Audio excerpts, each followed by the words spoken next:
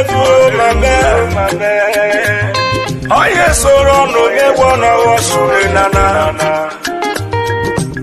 Biafra level, my man. Prime Minister Simon Ekpa, Obama. The spirit of Biafra is upon me. That is why I am offering this song to our Prime Minister Simon Ekpa in Urobo dialect and Isoko.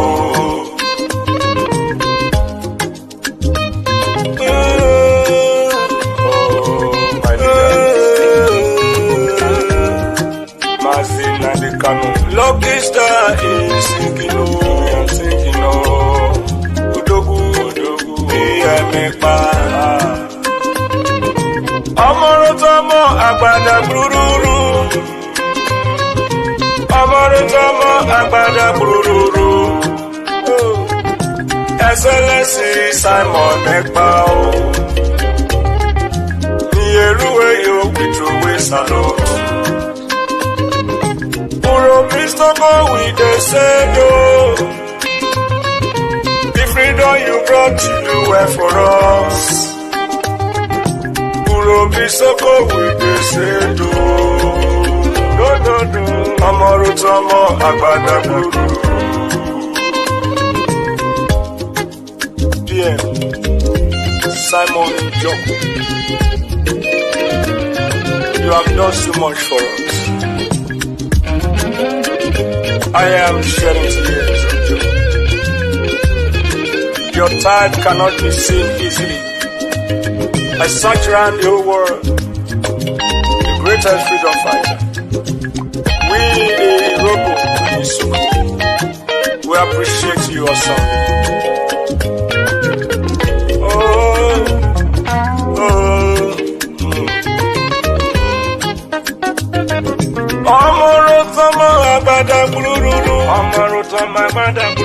Worry sister say you are so good, you are so wonderful.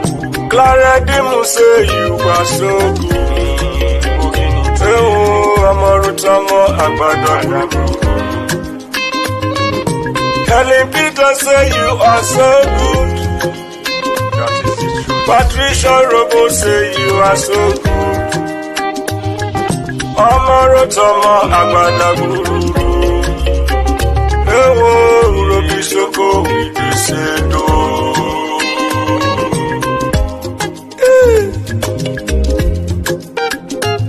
What a wonderful man. The good guy. It's only the food that we eat. And I know those who are sitting at the fence in this Biafra struggle, they will not learn. Maybe they will learn in the grave.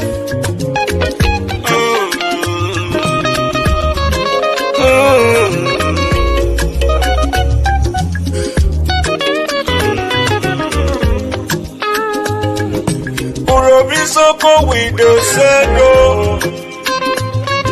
The freedom you brought to do well for us.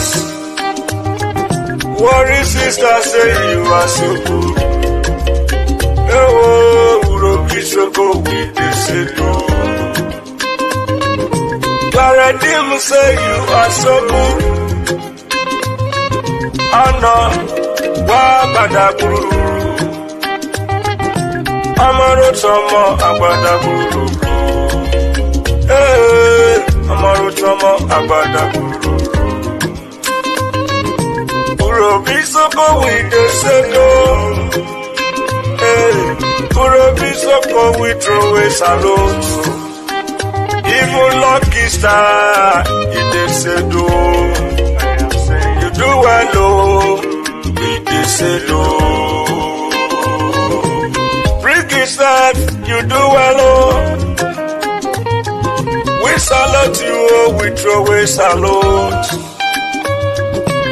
Patricia Urobo say you are so good, you are so good. Amarutomo Agbada Guru. I am in tears of joy. For your good one cannot be quantified. Oh, Amaro Tomo Agbada Guru. Ewo, Isuko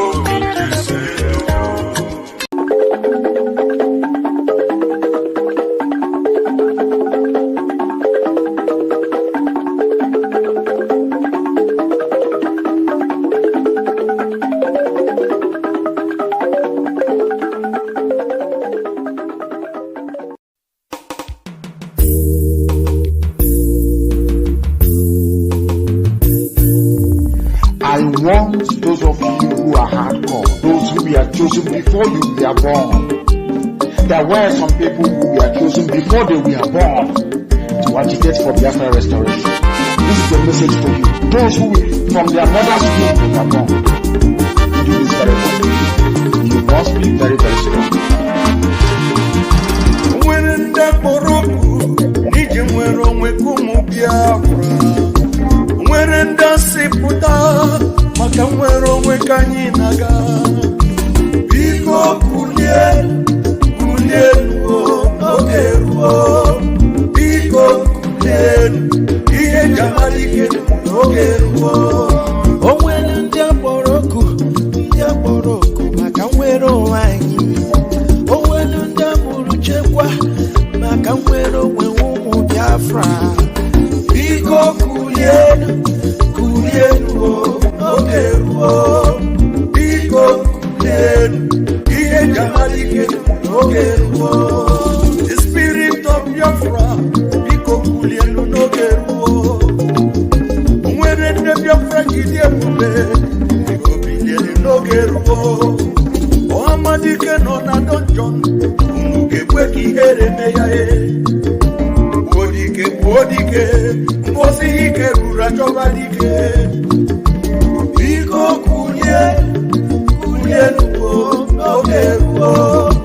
Biko Kulien, Iye Jamalike, Ogeruo. The Prime Minister of Biafra Republic Government in exile, Master Simon Ekpa, a bond to smooth to Sri Gabanero Naibuna, new brother and half of my Yebudo, or Guinea. Master Simon Ekpa, a mesu Okwere, Onyendu. Iye Jamalike, Imapa Simon Ekpa Wujie. Iye Jamalike, Simon Ekpa Watakatabo. Ojuda Kwenyi, Mwikwere Onyendu Kine Tata. I will follow you, I will follow you, I will follow you, never look back. I will follow you. Prime Minister Veronin, Aniga Wanuga, I will follow you. Anina, I will follow you. I will follow you. The question is this: if Nigerian government failed to organize referendum for children of Biafra, are you ready to lead us to do anything in order to get freedom from Biafra? And I'm going to be number one to follow you. If you are looking for 100 men, you will find 50 in me. Ogwe Bucharangwe, Master Simon Ekpa, or Guinea.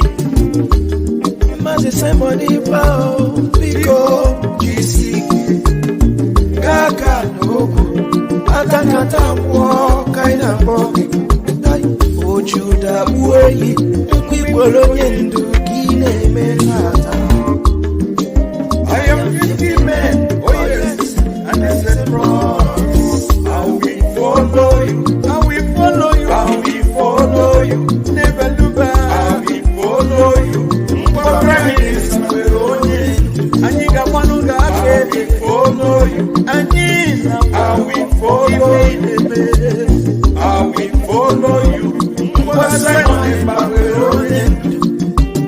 Oh, Madike Biafra, Dahi Boroka Yarole. Iye Jamalike, Biafra Republic Government Awutie. Iye Jamalike, Commander General Lewejiri. General Buduso, Sona Atakatawo. Commander Holy Ghost, Okonyendu Borokunu Nazatata. Biko Kulien, Ogeruo. Biko Kulien.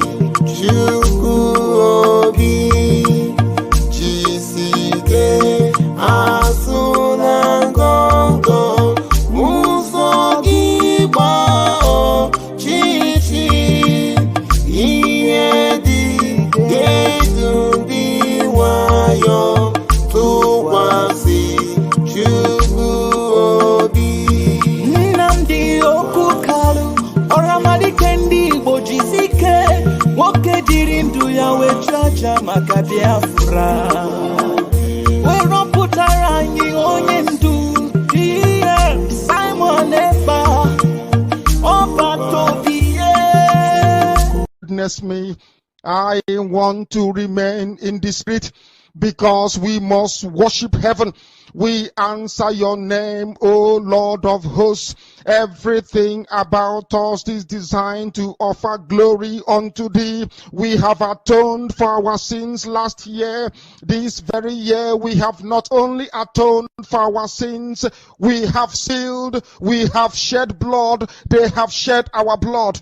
We have let our sacrifice be made unto thee. Even on the 30th of August, as we are being felled by the bullets of the enemy, by the workers of iniquity and of darkness, we remain very strong today to beckon upon thee, to ask you for your mercy and for your grace, to ensure that your kingdom is restored upon the face of the earth, that you can bring your healing hand to bear upon the life of those of them that you created for one singular purpose, and that purpose alone, which is to worship you in truth and in every honesty. Is there any way that we have erred? Is there any way that our ancestors may have sinned? We confess before a congregation of the whole of humanity to ask you, oh Lord of hosts, to have mercy upon us. You must have mercy upon us. We have suffered enough. We have been subjugated enough. We have been tortured enough. We have been imprisoned enough. We did not do these people anything. Our only crime is to answer your name. Our only crime is to be born your children. Our only crime is to excel at everything that we place our hands into. Our only crime is to exhibit your glory and your blessing, which manifestedly is upon our lives every blessed day. That is why they want to kill us. That is why the British want to join those of them who don't know you to destroy your creation and your inheritance. You will not allow shame to befall your name. You will not allow the enemies to triumph over the lives of your children, because you created us to exist, to worship, to honor, and to praise you. That is exactly what we are going to do when this Biafra comes. It will come in truth and in every honesty, because we remain every blessed day Chukwa Biama Binigwe whiter than white and whiter than snow. Is there any way that we have sinned that you cannot forgive us our trespasses, to enable us to fulfill your own word which was spoken thousands of years ago, that instead of what you promised not to come to pass, that heaven and earth will cease to exist? You opened your mouth to bless mankind to the coming of Yahweh Yeshua, who came here and said, let your kingdom come on earth as it is in heaven. Those words can never be in vain, because they are anchored upon your holiness and your magnificence. That is why in the end we know that Biafra will come, that these children that we have given birth to all over the world, and their children, and their children, and their children, as long as they give birth to them and they are Biafrans, they will worship you in truth and honesty. Through this very work we are doing, mankind will come to understand you. Let your miracle be wrought in our lives. Let us witness and behold your magnificence, your holiness, your mystery, and your grace under our command. O Lord of hosts, we call upon you. We call upon you to heal. We call upon you to provide succor to those of them who are inconsolable. We ask you to come and strengthen those who are weak. We ask you to restore hope where there is hopelessness. We ask you for inclusion where there is destitution. We ask you for one brotherhood, one camaraderie, one bone, one blood, and one flesh of your children. The Efiks and the Bibios, the Izon, the Shekiri, the Isobos, and also those of them from Isoto. We are traveling all the way to the lands of Igala. We are moving on from there to Idoma, to Igede, to the territories of the Igbo land. All these places we dedicate unto thee. All these lands of yours, we ask you to cover it with your mercy, because Biafra will come, and when it does, we will dance on the streets. I'm telling you, by the time that we are done, humanity will think that we are mad, we are drunk in your glory, and rightfully so, because your kingdom will come to rest upon this very earth. That very kingdom is the unadulterated, non-negotiable sovereignty of the Republic of Biafra, that your will may be fulfilled in our time. All this we pray, all this we ask for, in no other name apart from that name that belongs to you. He said, Biafra Republic!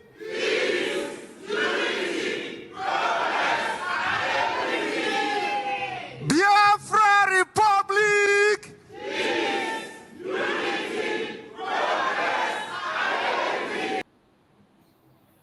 Welcome, welcome, welcome, welcome. Thank you for joining me on this morning section. I appreciate everybody that has connected to this very program this morning, wherever you are connecting from. If you are joining us from the YouTube, which is where we are hosting this program, I appreciate you and I welcome you immensely. If you are joining me from TikTok, I welcome you likewise. I appreciate your presence. Thank you for joining. And if you are joining me from Facebook, I welcome you as well. And I say, may Chukwu Okike continue to guide and protect every one of us that has connected wherever you are connecting from. Remember what we do on this platform. Every morning when we come here to preach the gospel of Biafra. And I appreciate every one of you for your patience In the midst of all the trials and challenges, you are always here. I say, may Chukwu Okike Abiama continue to guide and protect you. In this platform, as you all know, this is a platform that stands for the Biafran government, a platform that is under the command of the Prime Minister, Mazi Simon Ekpa, and on the supreme command of Mazi Nnamdi Kanu. In this very platform, we don't come here to instigate violence. We don't come here to preach hate. We do not come here to attack individuals or persons. We don't come here to attack any tribe, race, or religion. We are focused on the restoration of Biafra, and we go against those who come against us. If you are the enemy of Biafra, of course, you have already declared yourself an enemy to this very platform. If you are not a lover of freedom, of course, you have made yourself an enemy to this platform. But if you are a lover of freedom, regardless your race, your religion, your location, you are welcome, and I bet you are going to enjoy your stay here. Remember, in this platform, every day when I come here in the morning, it is always an interactive section. A section where we come together to interact with each other, and you have the right to use the link and join me on stage. Anybody can join this very platform and air their opinion. There is no law that says that you must be a Biafra for you to join us on this platform. Even if you are a one Nigerianist, if you have a different ideology, you are from any part of the world, as long as you are human, you are welcome.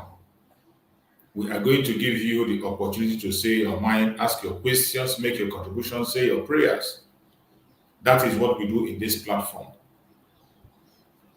The only thing we ask is that when you are joining us on this platform, and those who are going to be able to join me on stage are the people watching from the YouTube. If you are watching from the YouTube, you have the privilege to join me on stage and air your opinion. The YouTube where I am streaming live is David Herbert channel. Once you are on David Herbert channel, you can be live and ask your questions, make your contributions. And it is open for everybody. The only difference is that if you are from Biafra land, you are entitled to use your own dialect to speak. As long as your dialect is one of the dialects in Biafra, because we have several dialects in Biafra land that makes up Biafra land. If you are from any of those dialects, you are free to use it and communicate to your audience to understand it. It is your right in this platform. That is the only difference. Apart from that, every other person is allowed and welcome to ask your question, give your opinion, say your prayers, and we will give you a response.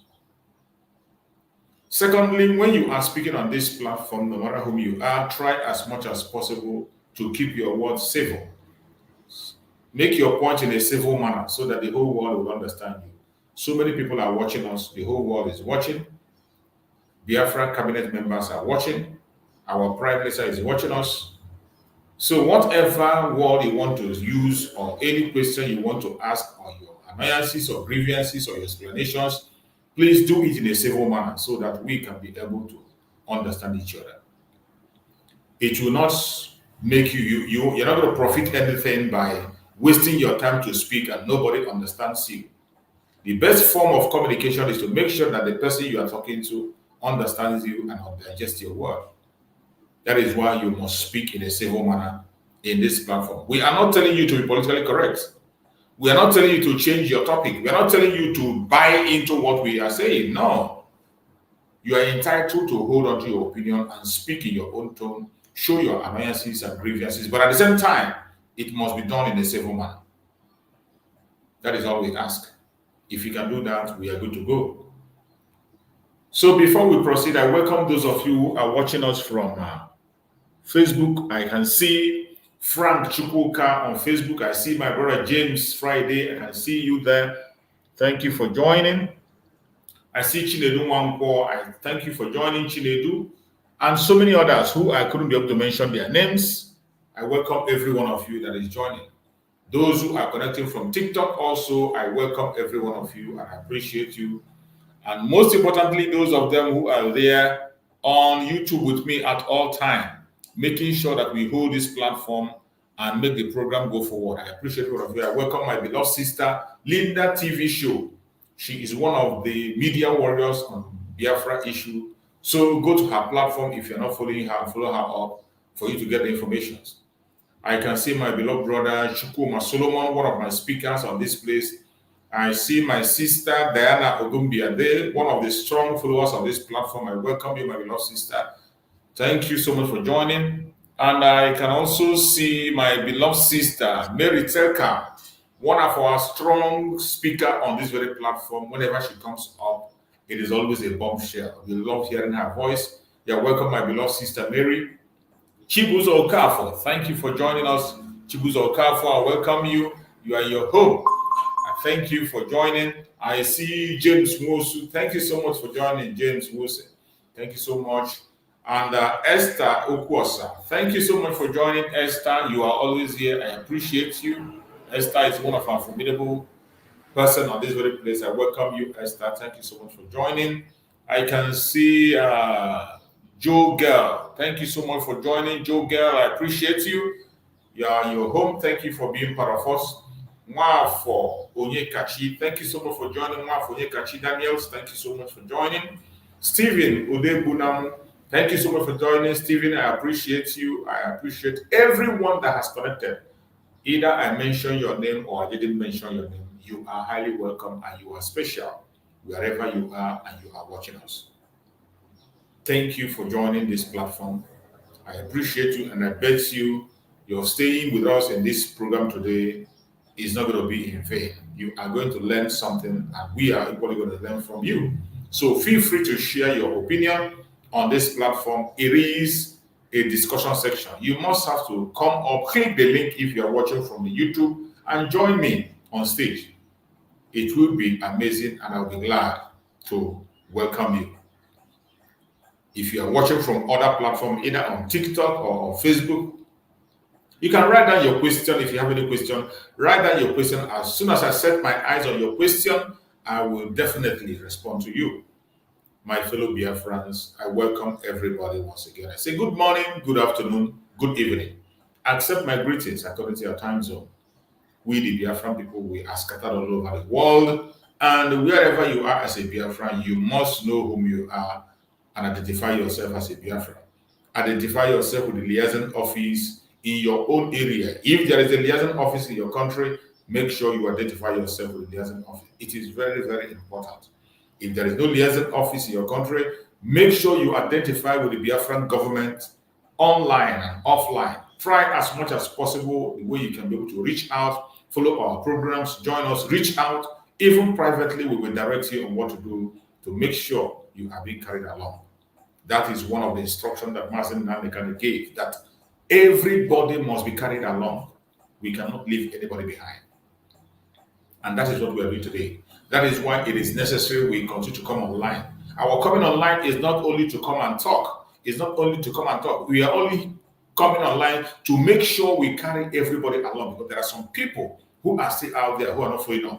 If you see, it is a gradual process. All of us were not born the same day, and all of us will not join the trip the same day. All of us will not join the struggle the same day, and all of us will not go into the movement the same day. People are coming behind as long as they get conviction. Once they get conviction and get information, they will come. Some will come to see what we are doing. Some will come to verify. Some will come to spy. But in the process, when they are convinced, they will join the trip and follow up. That is why it is important that every one of us in the media, we are speaking. And as you are watching, please share. Very, very important. You must share the program.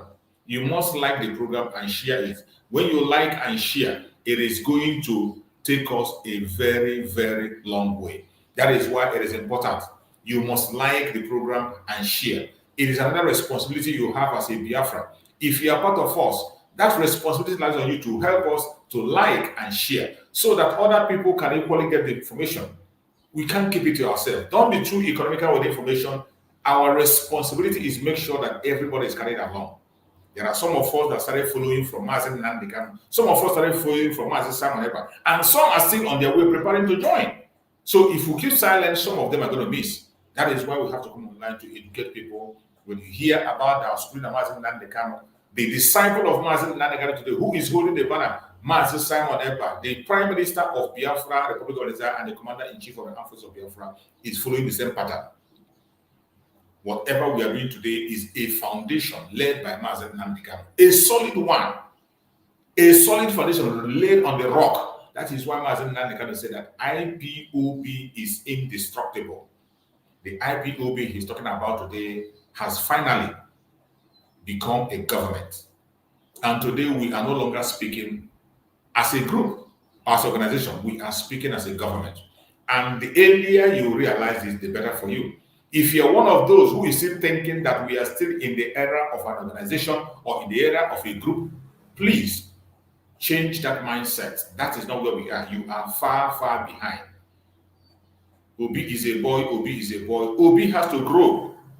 A child that was born 10 years ago, 12 years ago, is growing. It cannot be on the same stage. It cannot still be lying down and crawling. It will be walking, it will walk, from crawling, it will crawl, from crawl, it will walk, from walk, it will run, from running, it will grow. At a stage, it will grow to be on its own. That is how life is. So if you are one of those who is in this struggle and you are still drinking milk as a baby, the time for drinking milk has ended. We are now in a government. The earlier you realize this, the better for you.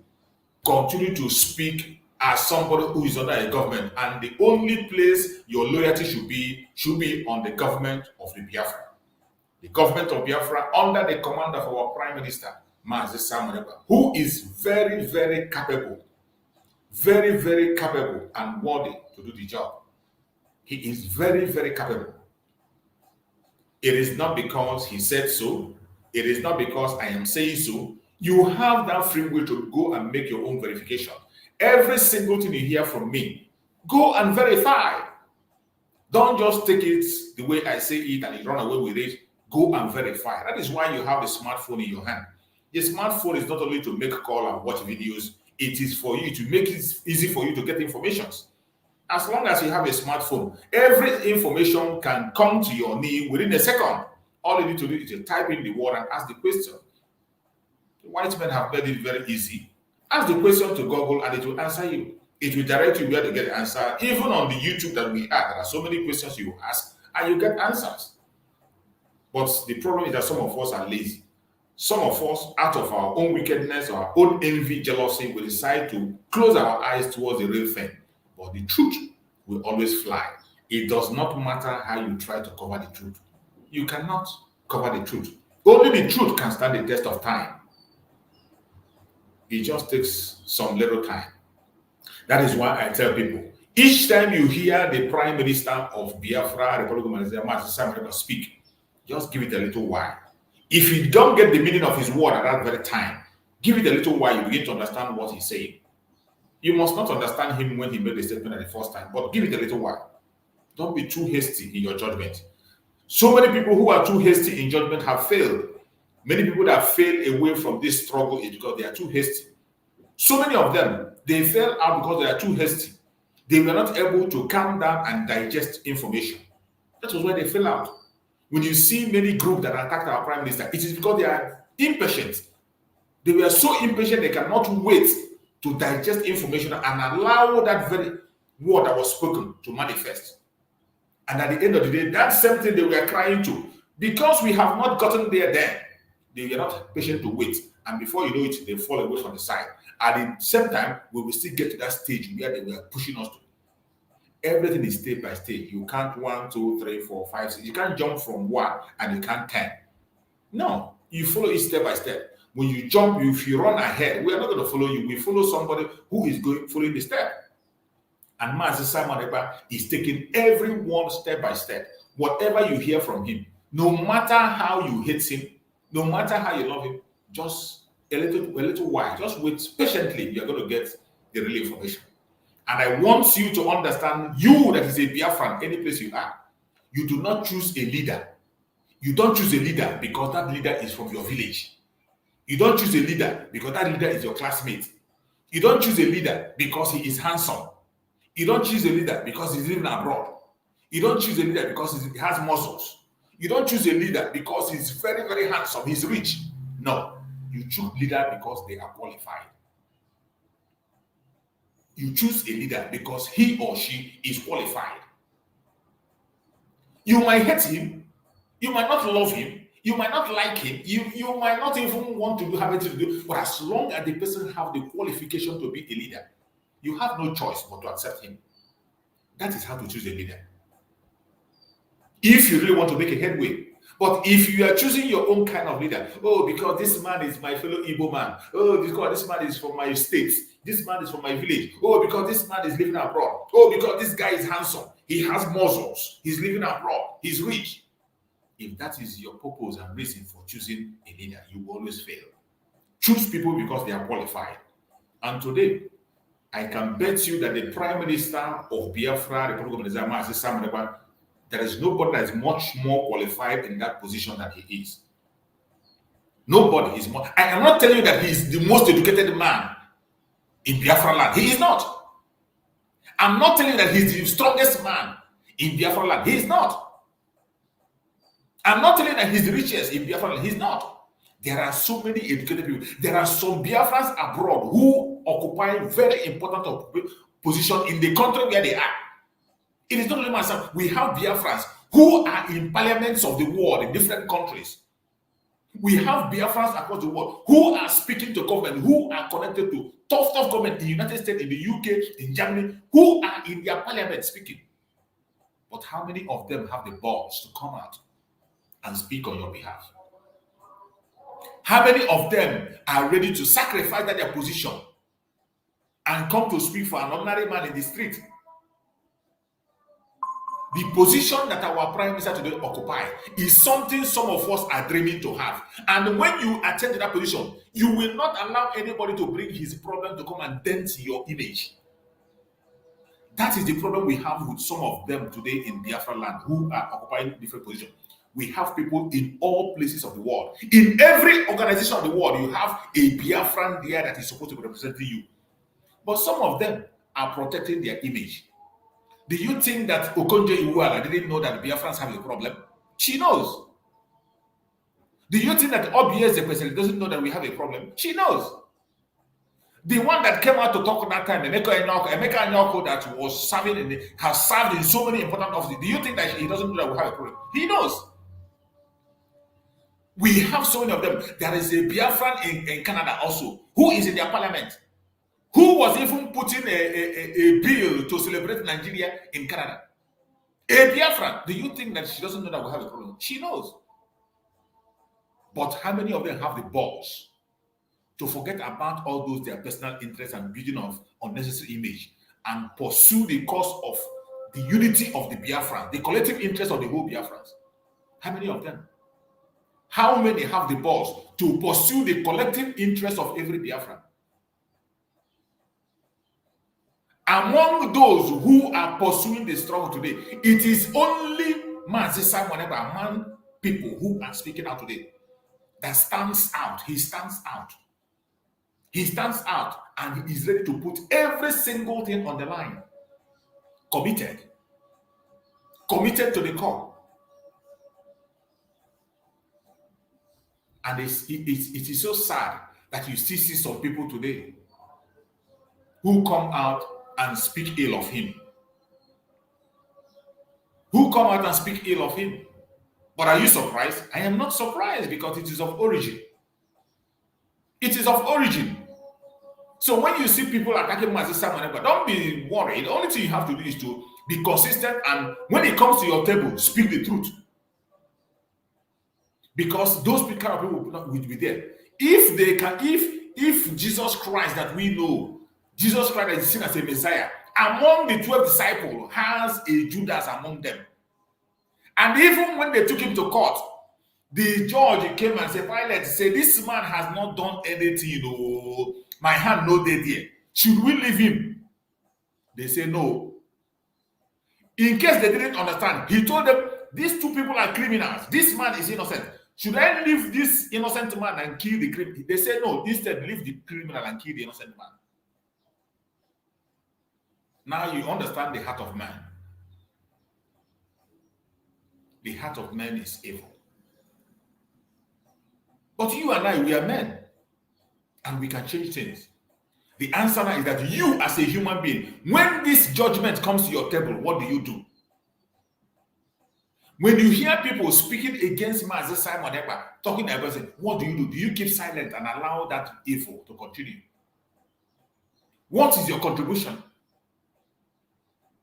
When you hear people speaking evil against your own, what do? And that is why I want the Biafrans in this time to change the narrative. We really have to change the narrative. If you look at the topic I choose that say the unimaginable hatred to Biafrans, we only strengthen the cause with Biafra, the political Messiah, Prime Minister Master Simon Ekpa in the lead. The topic I choose today. The unimaginable hatred to Biafrans, we only strengthen the cause with Biafra, the political Messiah, Prime Minister Master Simon Ekpa in the lead. We have to change our thought. You know, for a very long time, we have overlooked a lot of things. And because we overlook a lot of things, they say, oh, you don't fight evil with evil. You don't pay evil with evil. Because of that one, we have allowed so many things to go wrong. And we refuse to respond when we are supposed to respond. That is where they were able to paint us black, the Biafrans. They painted us, more especially the Igbo Biafrans. They were painted black. And every single accusation that is placed upon them are all false. But because they refuse to respond, all in the name of trying to look good. You want to look good. That was why I was very, very happy the way most of us responded to the case of our beloved sister Amaka. When the issue of Amaka happened in Canada, as usual, those people, those intellectuals and the criminals you call your elders, they came out and they denied their own child. They denied Amaka. That was their first statement. Yohanes and Igbo denied her. That she is not an Igbo woman. Until our prime minister responded within 24 hours by writing letters, by calling the Canadian government. And every one of us in the media joined and we put mad. And so many Biafrans rose on their platform and begin to provide evidence. Which one are you going to count? There has been attack against the Biafran people from origin, from 1945 up till today. Have there been any retaliation? Have you ever heard that the Biafrans retaliate? More especially the Igbo Biafrans. Since I was born to date, I can count more than 20 attacks against the Biafrans in the north. We hear about Kaduna riot, Bauchi riot, Yola riot, Kanu riot. Did you ever at any point hear that after those riots, the Igbos responded in their hometown? Do you hear any counter? And in every of this riot, thousands of people lost their life. Properties lost. And we come back and say, oh, you don't respond to violence with violence. And that thing has continued up to date. That was why they succeeded in painting you black. They painted the Biafran black as people who commit rituals. But I bet you, go online today and search. The greatest place you see the video that has to do with ritual. I am not talking about movie. Original videos. Lately, go and see. It's in the Southwest. It's in the Southwest. That is where you see rituals. Original one, videoed by people, not movie. Not movie. That is where you see them. It is happening there. But when it happens in their side, they are in charge of the media. They will not show to the media. They will hide it. They will not broadcast it. If they want to broadcast it, they will speak in their language. But when something happens in the Biafra land, they will take it on top of the roof and announce it, put in their conventional media, broadcast it, and let everybody begin to carry it along. When somebody commits a crime abroad, if you are unlucky and your name, something Chuku enters into your name, they see something Chuku in your name, you are gone. Before you know it, WKW will announce it. But when other tribes do a thing, they will turn a blind eye and say they didn't see it. That is how they succeeded in making you the troublemaker. Meanwhile, you are the peacemakers. Just like the challenges we are facing in the zoo today, the hatred you see against the Biafrans. starting from Ottoman Danfodio. What crime did we commit? Nothing. When he was interviewed by the British journalist, what did he say? He said that when you put them in a labor camp, they will emerge as a hero. How is that a crime? And he said we are domineering. In explaining the domineering, is that the domineering he's talking about is that when you put us down, we cannot stay down, we must rise. How is that a crime? That I came to your land empty-handed and I worked hard and worked hard and worked hard. At the end of the day, I succeeded and made money. Invested my money in your area, bought goods, employed people, developed the area. How is that a crime? It is not that I exploited money from that area. It's not that I exploited the people and take the money back home. I invested back in that very place where that money was made. Go and check in all the states of Nigeria today. Each one you enter, the development in the cities of that very place, you will see the contribution of the Biafrans. If not much, you see at least 30% of the contribution from Biafra. But at the end of the day, what do you see? Hatred, name calling, just like the one you see that is happening in Lagos today. What crime? We have even removed our hand. They pushed us and pushed us and pushed us, and the Biafrans hands their hands off governance. Anything that has to do with politics, nobody pays attention anymore. Biafrans remove their eyes completely from politics. But they will continue to push you and push you and push you. Is it supposed to be so? It's not supposed to be so. If they say it's one country, as they call it, one Nigeria, everybody is supposed to be participating, engaging in a healthy competition in all areas. Competes. The best person wins it. It has to be a healthy competition. That is why I hate this thing they call quota system. Quota system is one of the evil that has held the zoo down, and it will never, ever, ever succeed. Quota system. What does it mean? Quota system means bringing an educated man down to be on the same level with an uneducated person. That is quota system. Quota system is a situation where somebody from the south, we have to get 300 marks to get to university. But in the north, you need only 100. You need only 100. Sometimes you need 50. And after all said and done, you will go to the office. The person who joined the university with 100 marks will now become your boss. And tell me, how are you going to explain to your child that your child that was attending the same school with another man scored 300 marks and could not be able to get admission to university, but a dollar in their class from the north with 50 marks admitted into the, even they preserve national institution for her or him in the north to go. How do you explain that to a child? How do you explain that? And they see it as something that is okay. They call it quota system. A system that destroys the level of education. There's no need for you to talk about going to school. Because no matter how hard you read, you will come back and begin to compete with people who don't have certificates. That is why today you saw Buhari rule Nigeria without certificate. Today, you see Tinubu himself running the country without a certificate. And the most painful one is that you see professors who have studied abroad, who have read the book front and back, they will come and rig election for somebody who did not have a certificate. How is that okay?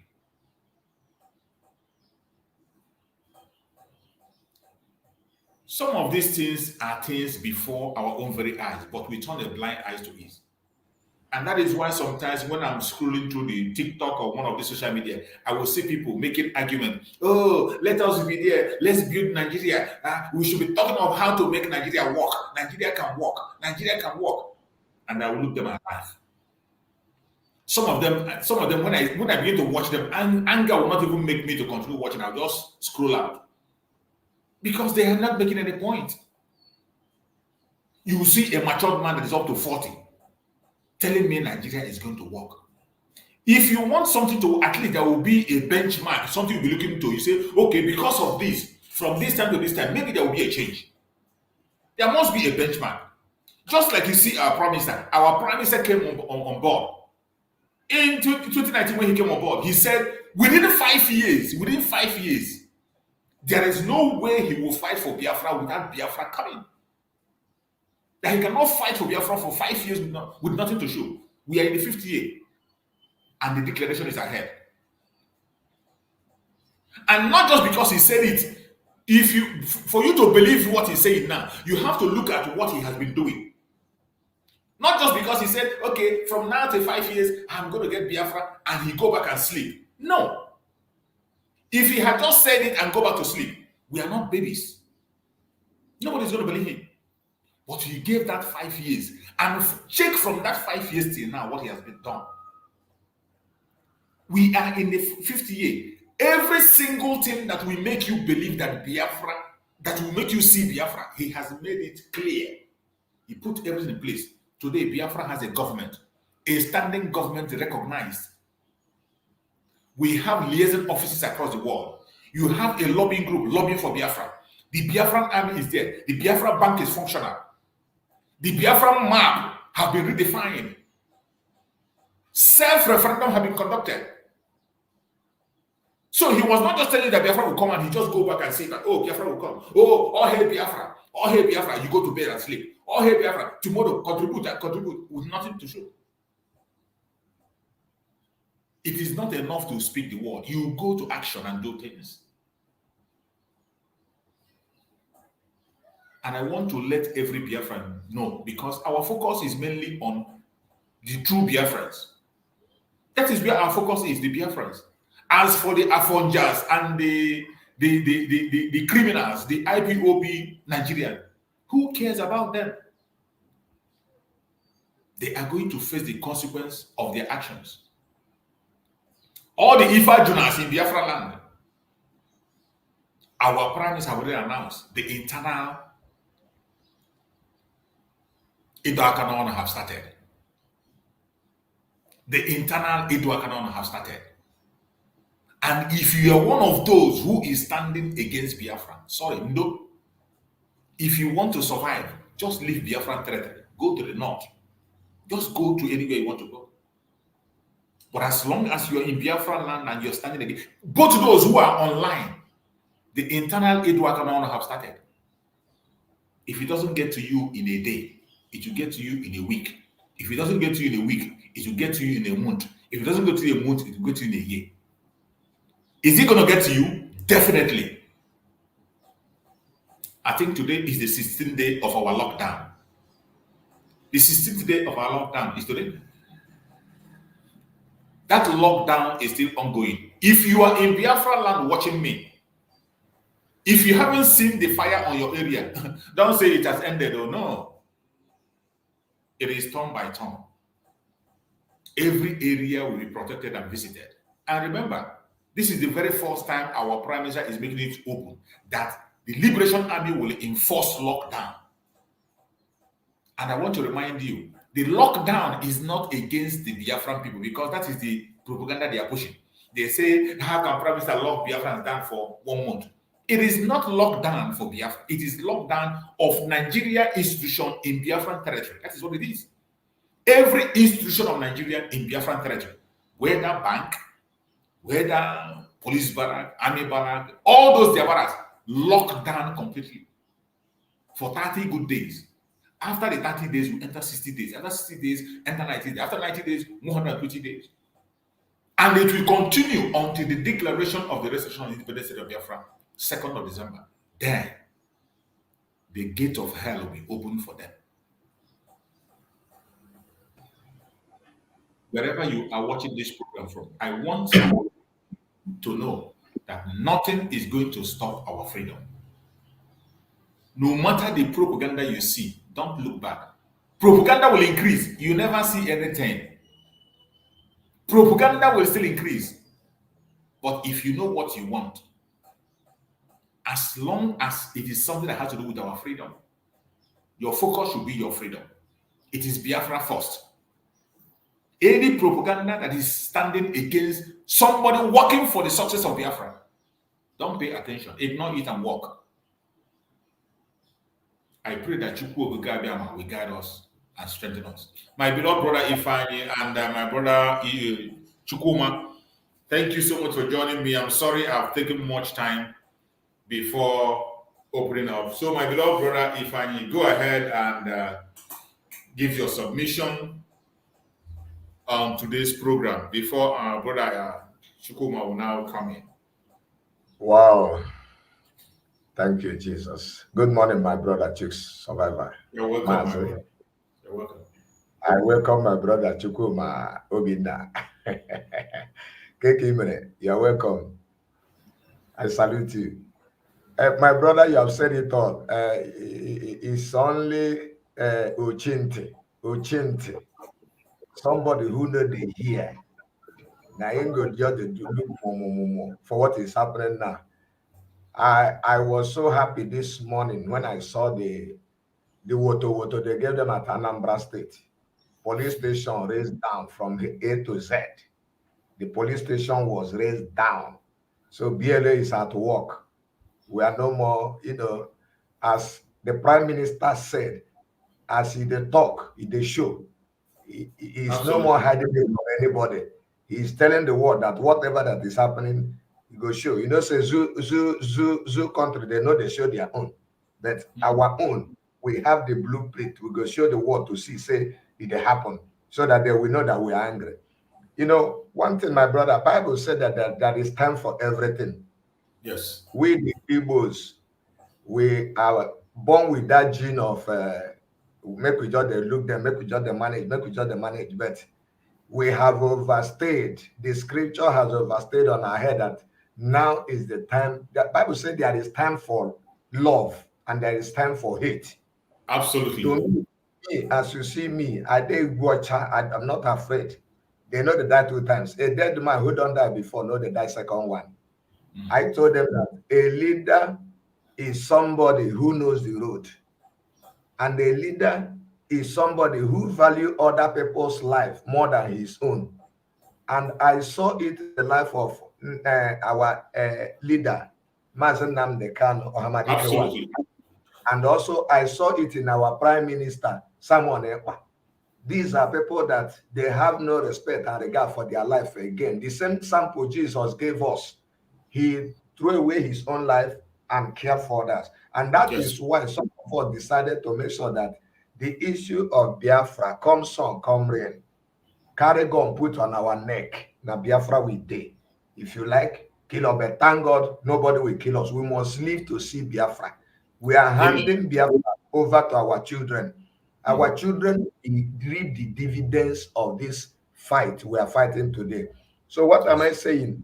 I want to plead on all our Biafran brothers and sisters, wherever they are, those that are not yet ready, preparing themselves to go back to Biafra so that we can develop Biafra. Let them continue marking time. But we must move with the moving train. And the moving train, I've told us that 2nd of December is non-negotiable. And no power will negotiate it. It is already settled. Let us forget about it. Look at what happened now. The ice swap in the north. They themselves are also saying December. This is to tell you that they know that I won on Africa. Absolutely. But the people don't understand the game that they are playing. They are telling them December because everybody is following our template. And whether they like it or not, Biafra, we see ahead of time. We decide for others. And that is how it will continue to be. So whether anybody like it or not, those that are saying one Nigeria, let them continue one Nigeria. And one Nigeria is happening to them. Everybody today, and if they were crying, Tinubu do this, Tinubu do that, fuel. I told them, all of you, are you not the same people? So what am I saying? Biafra is real. Let all of us make up our mind to take it by force. The kingdom suffer violence, and the time for peace has gone. Nobody will talk that one again.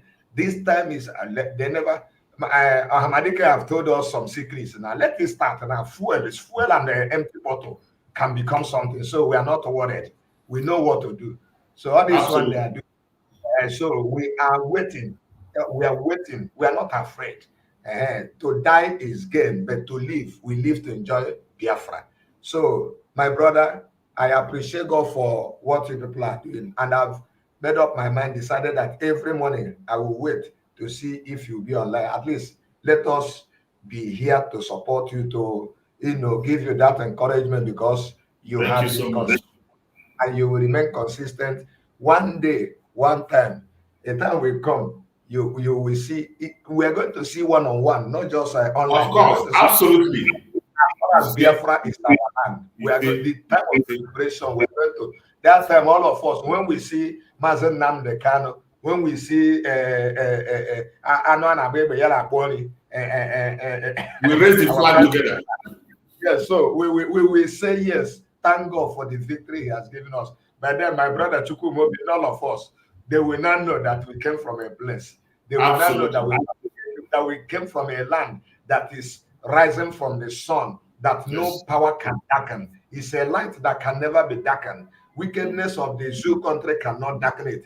Even UK, British cannot darken it. America cannot darken it. World powers cannot darken it.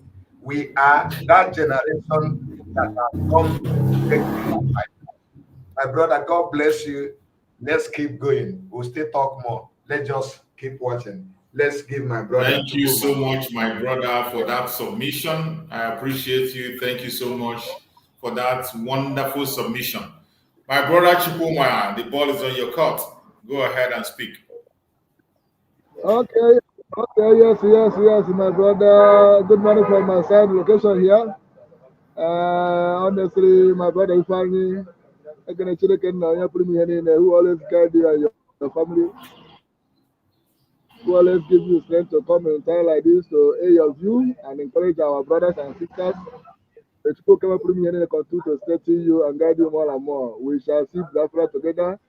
We shall see them together and rejoice and see each other. That is my heart desire. Thank you, my brother. Nice choose. Honestly, a great coconut. This today's program, unimaginable hatred against us. And on your introduction, scatter the temple. And that reminds me of what Ahmad Bello said when the white guy was interviewing him. He said that when they look for an party, they don't see. Instead of people mind to be there, they will invite an outsider. If they see that no Northerner is capable to sit down in that position, they will bring machinery from outsider. You see that the hatred did not start today. It started from origin, and it's manifesting. And this hatred affected most of our brothers and sisters today. They are practicing it against themselves, not we. You see? That is why some time ago, our leader said something that any small thing they forget and forgive and move on. But I thought people come up with me here who selected the new ones like us and give us that spirit of remembrance, not to forget. We always remember that something happened at social time. Immediately you bring this topic today, and I remember this through your introduction. My brother is so wonderful. Nevertheless, please, I want to go off and come back. I want to recharge my data because they have already given me time. So I will come back and continue my introduction. I don't want them to cut me off. So I'll be back. Okay, my brother. Thank you so much. I'm coming. All right. Thank you so much for that amazing contributions. My fellow Biafrans, we are still here. And what we are speaking about today is the unimaginable hatred of Biafrans. Thinking that it's going to stop us, it will never stop us. And when we are talking of Biafra, I want everyone to take note. We are referring to the old southeastern region, which comprises of the present-day southeast, south-south, lower Benue, and lower Kogi. That is where we are referring to. If you fall within this area, It doesn't matter the nickname you give to yourself. It is up to you. Chukwu Okukabem recognize you as a Biafran. Your own forefathers recognize you as a Biafran. And the government today recognizes you as a Biafran. So each time we mention Biafra here, we are referring to the old southeastern region. And this Biafra comprises of different dialects. There are so many dialects in Biafra. We understand each other. We can see ourselves in each other. Undeniable. No matter how the zoo have tried to plan that evil, plan that hatred, plan that division, they have never succeeded. And they will never succeed. There is a news I'm going to play here. All of us saw what happened in Okwama. When the attack came in Okwama, people, the military came there and did what they did. And we thought that it is all over. They are still there, taking innocent life and destroying lives because of a problem they created for themselves. They use that opportunity today to begin to attack our brothers and sisters in Okwama. Have you ever seen them show that kind of power in other parts of the zoo? They have not. Have you ever seen them showing that kind of power in Zamfara? In Zamfara, where a terrorist today is challenging them openly. A terrorist in Zamfara is still sending out videos of the people they kidnap, challenging the military, even showing his location, that daring them to come in. Daring the same terrorists that took over one of their APC armored tank. The same terrorist that took over one of the APC armored tank is challenging them openly today, challenging them openly. In the latest video the man released, he was showing the environment where he is, showing the people he captured, showing the environment and challenging the military to come. They didn't go there, but they are still in Okwama. Go on, my brother. My brother, you see why I said that the zoo country, they are fools. They have been pursuing a man in Finland, the one under the Ashokoto. That man that is everything is there, but they cannot go and grab him. You see, that is to tell you how stupid they are. They are fools and they are morose. That is why we are waiting for them. It remains small. When the normal time comes, once the time comes, everybody to attend, they will not know that power past power. We are just watching, because whenever they are making noise, we are listening to them. Look at this one they are doing at Okoma, and you know all these things they are doing. They just they think that doing it, they are killing all of us. We are dying. We are not dying. The more they kill us, the more we increase. They are wasting their time. We are more in number, and we will show them pepper. So we are waiting. So let them live. Those ones that are in Okoma, very soon they will collect their own. We promise them they will collect their own. They can't go free. They will collect their Absolutely. Own. Absolutely. Let us watch that news from Okoma. Saying they will continue to be there until they recover their equipment and all the arms. One want to ask what is really happening. We had a female voice in Niger State during the time of this Okoma incident, talking about how the Boko Haram terrorist groups in the north have been killing people, even the soldiers. You know, we also heard how they stormed some places. Some soldiers have also died in the hands of the terrorist group. And we are yet to see this type of determination by the Nigerian army in fishing out the terrorist groups and the people who are constituting nuisance in other parts of the country. But anyway, they say they are going to continue to be there until they recover their arms and other equipment that we carted on. Do you know what our military have turned to? Professor Adi Alafibo, I don't know if you've heard about him. Professor Adi Alafibo, one of Africa's best historians. He said, of men and war, of women and history. Do you know what that means? Men go to fight a war. Women tell the stories. That tell the stories. Yeah. That is what our military have become. You have an enclave, clearly enveloped by insecurity, by terrorists, by bandits. You have not gone there to flush them out. You go to a peaceful community in Okwama. But it was peaceful, relatively peaceful until what happened? There was an attack on. Who did the attack? Moses, let's not get into that. It was clearly supposed to be a law enforcement engagement until the military put themselves into it. But they were invited, you know. Good. They were invited. So, was the police overwhelmed before the military was invited? Was the police overwhelmed? Do we have our military littered on the streets in Nigeria? Let's concentrate on the issue that, look, we have an Okuama and they have determined, like you said, why the determination to go there and they want to recover their arms. Fina have they recovered the APC that was taken away from them 2 weeks ago. I mean, let's look at it. It is what it is. The one that was demobilized. Demobilized. Have Yes, they recovered demobilized it? Meaning it cannot be used. But have they recovered it? Well, it's that is the issue. They have you heard haven't anything about informed that? us. They haven't of that informed us. So recovery. they should tell Nigerians. You know, I don't make excuses. Yeah. I don't defend people who kill it's soldiers glaring. It's or glaring. kill security agencies. It's even glaring. It is evil, you know. But I also like to see the military deploy this kind of effort in banditry, kidnapping, terrorist-prone regions of the country. That's what the conversation is all about. Exactly. You know, that's also the line I also take this morning because, you know, when you check it out, you look at it the way it is being done, you find out that it's more like some people are beginning to have selective way of operation in some other parts. And Nigerians are beginning to talk about this, you know, if it happened to be a little or one attack against the military in one other part, you see the full force. But when it happened in other parts of the country, it's more like it's going to be treated with kid gloves. But let's see how they are able to get their equipment and also their arms from Okuama community within the time that they will spend there. But I know that they also come up to say they have names of individuals that they have on their radar. You know, they say that concern that. So why are they still there? And we also heard reports that those that may have perpetrated that had fled. The community. Yeah. They had long fled that community. So why the occupation of that area?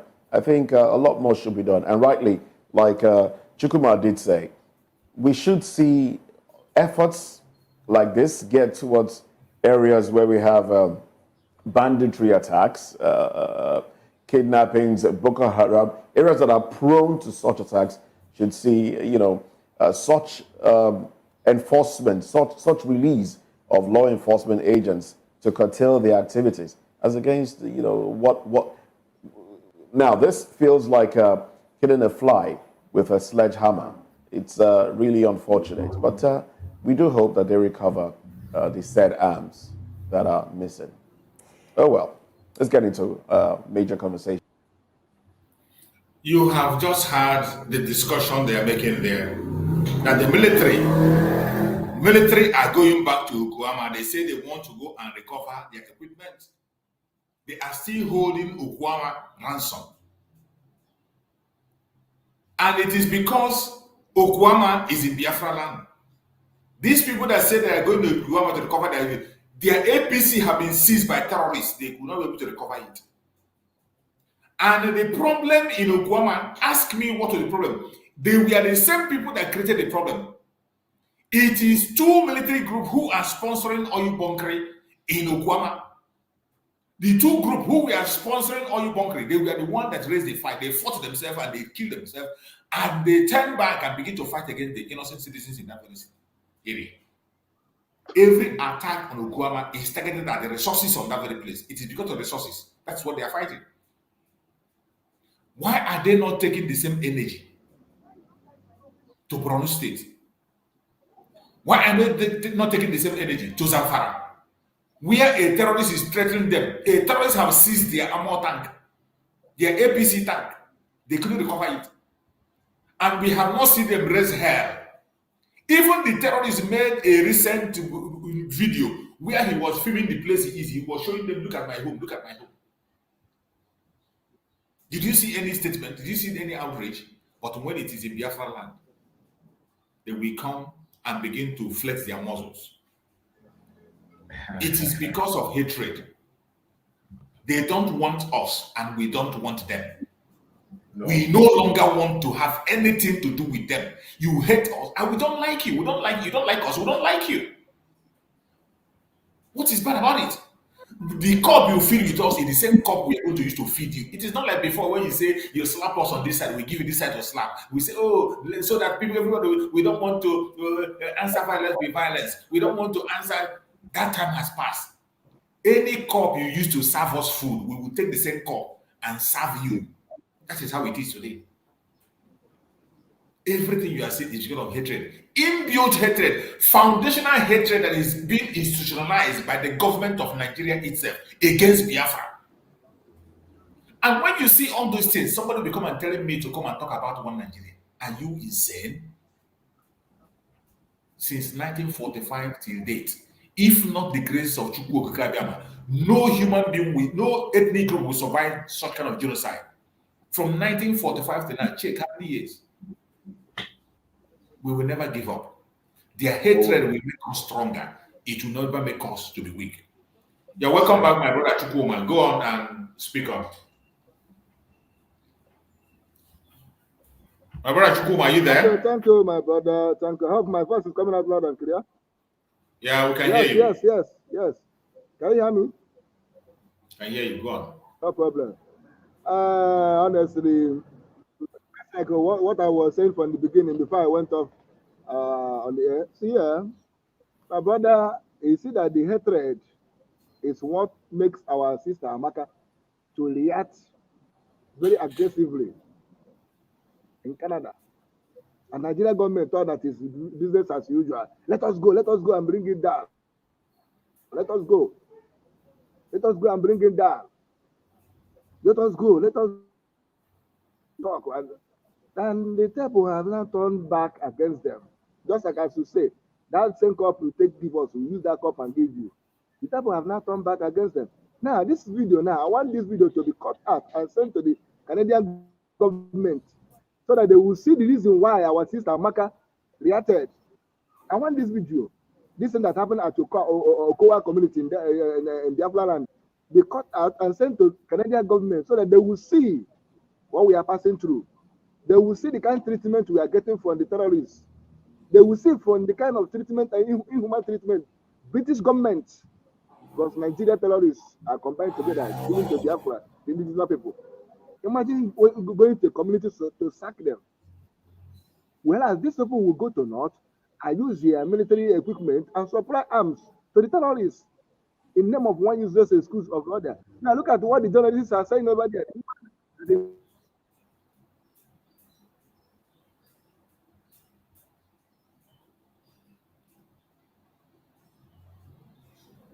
Your network is breaking up. Your network has just ceased. We can't hear you anymore, my brother. I think your network is giving a problem, and that is what happens. We always know the experience and the difficulties you face. The man insists. What kind of ambulance are you going to illegal manner of environment, burning down, doing all manner of oil bunking, destroying the environment, and nobody is talking. All of a sudden, they have flights within themselves, fight themselves, and most of them die. They have come back now, start punishing the community. This is what we are crying. This is what we are saying. This is what our leader. Because of this, our leader is in the hands of the enemy. This is what makes some of our brothers and sisters in different prisons. Some are in exile, some are in grave. Because of this thing that is happening. No sincere human being will see this thing and be quiet and say, innocent can stand me after another people. No. Injury to one, injury to others. Anything that affected the head have already affected eyes and mouth. That is how it's supposed to be. So this video should be cut out and sent to Canadian government so that they will see more evidence for them to even charge that idiot that filed that suit against our sister more money. Because that man is supposed to be paid more money and deported. If that man is in Canada, they're supposed to deport him. But that woman is evil and wicked. Imagine that kind of selective judgment. Because they have already mapped us out to eliminate. I want not a human being. A human being like them have the same blood and flesh. But when you cross a matter like this, our own will be different. So it's quite unfortunate that among some of those, I don't blame our people because there's something our leader said. There are those Fulani gave that during the Biafra genocide, and before the genocide, and after the genocide. So don't mind what they are saying today. If anybody is talking against us, go and check the lineage. If you still carry them come down and begin examining each and every one of them, you know that most of them are the one that are the product of this useless things we find ourselves, intermarriage and this and that.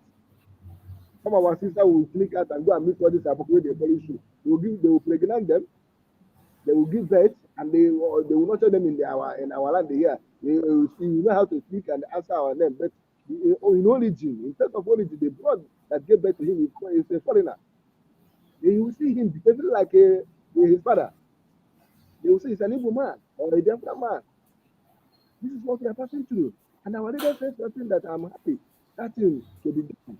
That every one of us will run DNA test to ascertain who is a genuine Biafra or not. This thing is too much. But my brother, let me tell you one thing. Is that Okuma way they see? If you go and verify, there are some individuals where their hand there for this thing. So let me tell you one thing. I want to say there's no smoke without fire. There are some idiot individuals that are here benefiting from that thing. Because in the mind now, there are some.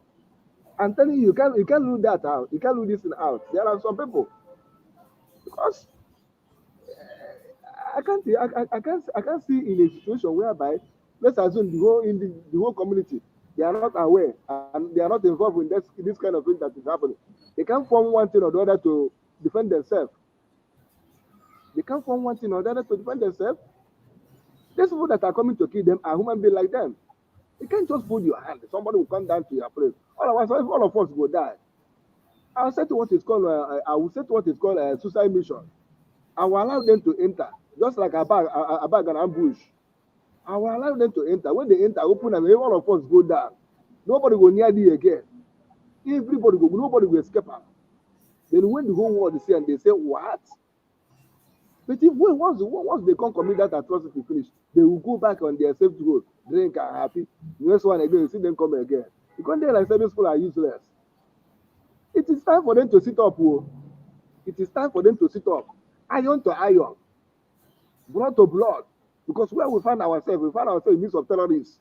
And the terrorist is not someone that you will joke with. If it's someone that you joke with, why did the US fight Osama bin Laden until they get him down? They should have realized. The terrorist is not something we will joke with, but we are joking with it in Africa here. Led by British. For them to benefit economic sabotage, they are dealing with us here. But the time has turned, but they didn't know. And I am happy, and since saying it, I am happy that the same cup they used to feed us are now returning back to them. Islam, that they told us, say we are one. Join all of us together.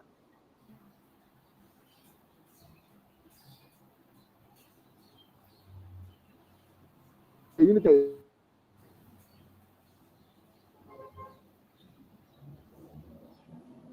They will not do anything. They won't do anything because this is Africa. This is what they, because I have come to understand that Islam is not with us here from origin. How do they manage to come? Each every one of us have religions we worship. In a Biafra land here, we worship Chukwu Okike Abiyama. We have our temple at Alochukwu, and so on. Every nation, just like China, they worship their own. India worship their own, and they are progressing. Until British come here, give us something that is strange to us. And look at everything.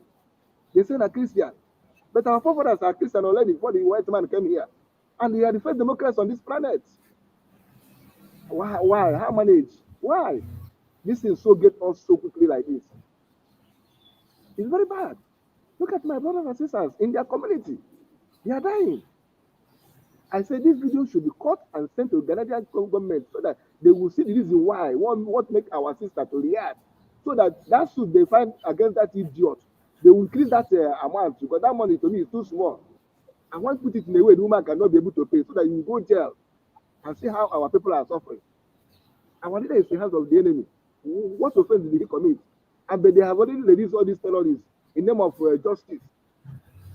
Release all of them. Then our own are perishing, killing them, selling their organs.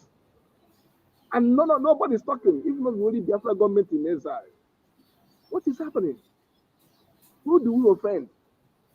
If our ancestors we offend, please let them forgive us and help us to go out of this crisis. You will see a grown-up human being who will finish. See them for a mama, they eat mama thank you, mama thank you. Is it good? Is it good? It's not good. It's not good. Look at them in national television.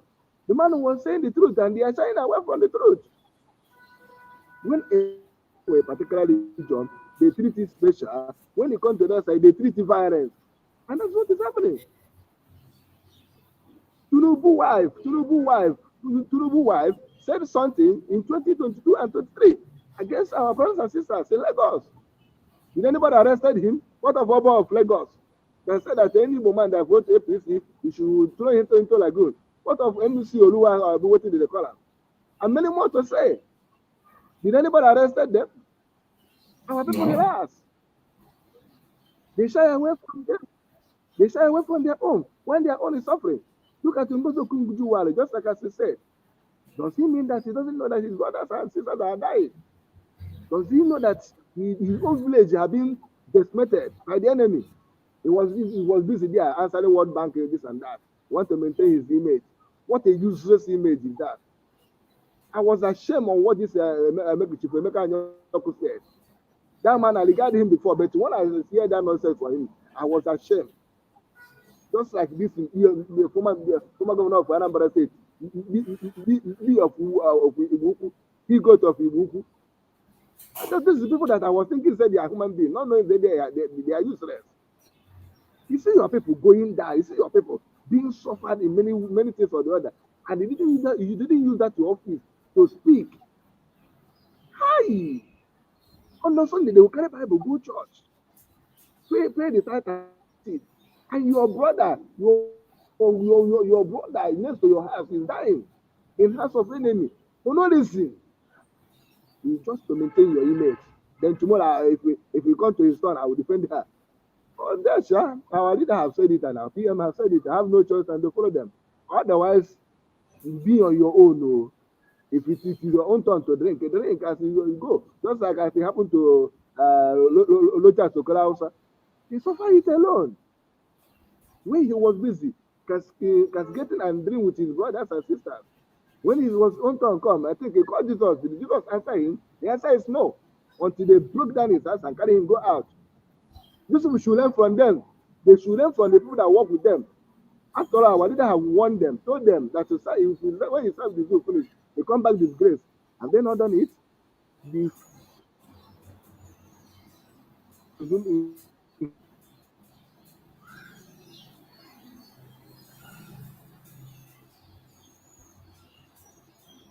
Your network is really disturbing. More present wife. It's not good luck. Your network is cutting off. Your network is cutting off. So I think I have another video here I want to play. And I'm going to play that video in order to portray when we talk about the hatred they have on the Biafran people. The hatred the zoo has on Biafra, it is unimaginable. And that hatred is institutionalized. The hatred is institutionalized. We can hear. I think your network is shaking, and we can't hear you anymore. Can you hear me? The network is shaking. Can you hear me? Okay, I think we can hear you. We can hear you. Okay, go on. We can hear you.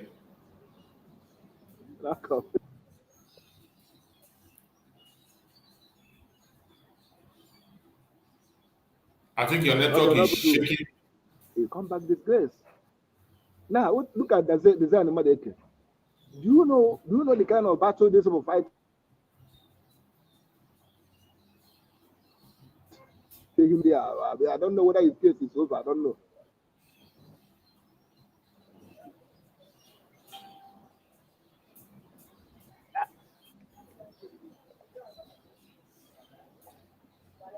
Yeah, maybe you can just go out and come in again. Let me play this video. When we are talking about the hatred against the Biafran people, it is unimaginable. And some of us will not understand when we explain it. And I'm going to show one of the practical examples. I'm going to show an interview that was conducted on conventional media. On that very interview, you are going to see a man from Oduduwa land who was speaking on that very interview, speaking, and you think he's standing on your side, but when it comes to the real deal, you will see him switching over. But let's just get into the video and let's see what they have to say.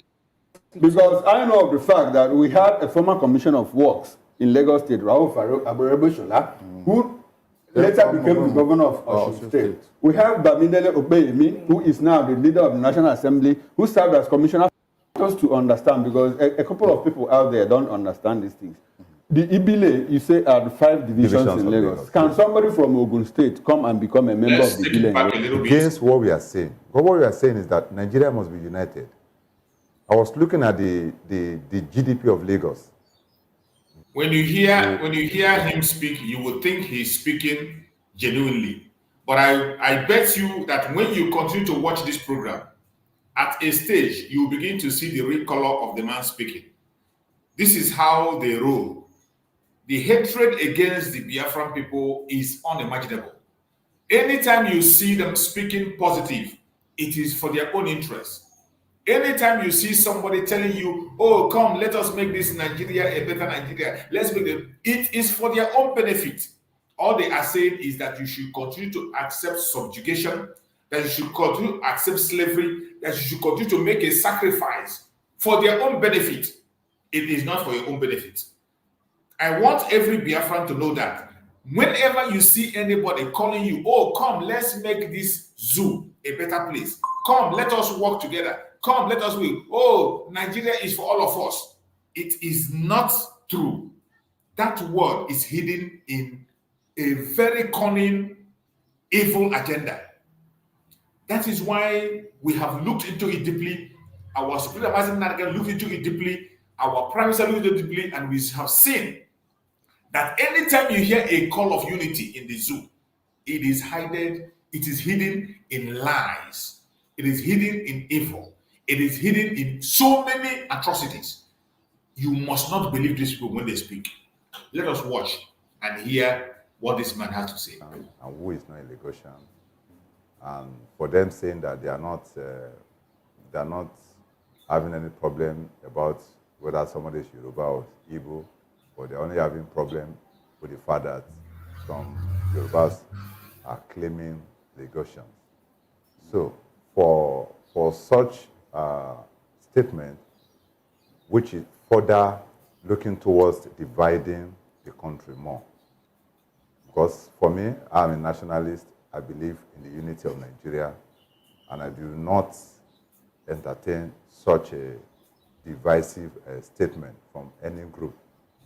And even I don't even know the social legality of such a group.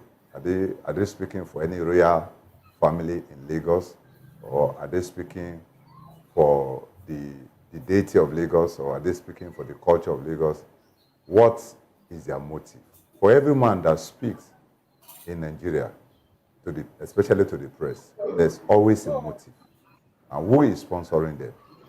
You cannot just wake up overnight and saying against what we are saying. But what we are saying is that Nigeria must be united. I was looking at the GDP of Lagos being the highest contributor to the national GDP. And a group that has no solid economic structure is now coming to divide the state or the country. That is totally unacceptable. Sorry, which group in particular are you talking about? That's a Renaissance group, or what do they call themselves? So they say they are patriots. I don't know where they are protected to. No, you just say that you don't know them, but you also know that they don't have a solid economic base. Because I don't know that, that's why I don't know which are they representing royal family, or are they representing. For instance, we have the Ibile in Lagos. So if somebody is to speak, the Ibile, that's the 5 divisions of Lagos. All right, that's the 5 divisions. Okay, the original indigenes of Lagos. The 5 divisions. I want you to pay attention to what this man is about to explain. What this man is trying to talk about Lagos, the establishment of Lagos and how it was built. Because some people are bent on driving the Biafrans away from Lagos, more especially the Igbos. But I want you, do not rejoice in anything you're going to hear from this man. Don't rejoice. Let me tell you, whether you like it or not, Lagos State is in the southwest. Whatever happens, Lagos State belongs to the Yoruba people. Don't be deceived with any grammar you are going to hear here. Don't be deceived with any illustration you're going to hear from this man. The target is to make you continue to stay in Lagos and invest for their own benefit. They don't want you to leave, not because of your own benefits, because they need that money that is coming from you. That tax you are paying, they want it. You will understand what I'm saying at the end of this very video. You will understand what I'm saying. Every time you see them come online to speak as if they are speaking for the benefit of their fake unity, don't pay attention. The only mind you have to be is to focus on your freedom. Focus on going back to your roots. Biafra land is the only place you have. That is the only place you own. That's the only place you can invest, and it will be guaranteed. Let us pay attention to what this man is going to say. Why we have in mind that whatever he's saying is for his own benefit, not for your own benefit. So if anybody is speaking, you should be able to be speaking on behalf of any of the division. So if you are not rooted in any of the division, so who are you to speak? Because even if you are rooted in any of the division, what are you being denied of any position? If you are not denied, so why are you claiming that somebody is denying you your economic rights? I want us to understand, because a couple of people out there don't understand these things. The Ibile, you say, are the 5 divisions in Lagos. Can somebody from Ogun State come and become a member of the Ibile in Lagos? No, it's not possible. Okay, so clearly there are people who own Lagos. There are people that own Lagos. And now these same people are saying, look, we have people from other parts of the southwest who have come and they are taking advantage over the indigenes. So do you now believe that not everybody from the southwest is a Lagosian? Nobody can claim that he or she has been economically disadvantaged in Lagos. No, but the people have come out to say that. They're on their own. They are speaking for themselves. They're representing indigenes of Lagos. No. They do not say they are representing Lagos. They say they are a Renaissance group, patriotic group. Assuming they are saying they are part of any of the division, I will have enough conversation with them. For now, for me, it's an unrealistic and a sentiment. A conglomeration of all the... It's not possible. It's not possible. As far as I'm concerned, it's not possible. They cannot be speaking on behalf of the 5 division. So if they are speaking on behalf of the 5 division, they should come out to state which of the division they are coming from. If they are coming from Ikeja, if they are coming from Badagry, if they are coming from Ikorodu, then it will be easy to analyze. Now, what do I say so? When we have a 5 division, none of these 5 division is complaining that this port has been hijacked. So who are you to be speaking on behalf of them? You can't be speaking on behalf of us. Nobody can infringe on any economic capacity of anyone in Lagos. Everybody is free to become whoever they want to become in Lagos. All right. But Dangote is in charge of the oil sector now and is having capacity in Lagos. Is Dangote from Lagos? So when I am these days, I'm not too comfortable with people having all of these devices, ethnic discussions. Because I know of the fact that we had a former commissioner of works in Lagos State, Raul Aburabushola, who later became the governor of Osun State. We have Bamidele Obeyemi, who is now the leader of the National Assembly, who served as Commissioner for Information and Strategy in Lagos, but now he's representing Ekiti State. You know, we can go on and on and on in the political sphere. And these people have come out to say, look, we don't have problems with Igbos. And Mr. Polo, let me even ask, do you think that the Yorubas and Igbos have a problem in Lagos? There's no problem with Igbos and Yorubas in Lagos. I want you to pay attention. This man is saying there is no problem between Igbos and Yoruba. Ordinarily, there is not supposed to be any problem. But there is an internal war going on that we must not overlook. we must not overlook. This very manipulation is of foundational. It has been foundational. You can trace it right from the time of the amalgamation up to date. In as much as we can understand each other, we have some things in common. There is an internal manipulation that is going. It is every man to himself. Everybody is protecting his own, thinking about his own self, how to prosper himself. That is why we look deep and we tell you that Nigeria is not one. The Southwest, this North, and the Southeast is a different people altogether. Every single one of them is pursuing their own interests. And for you to continue to pretend that this battle is not on, you are deceiving yourself.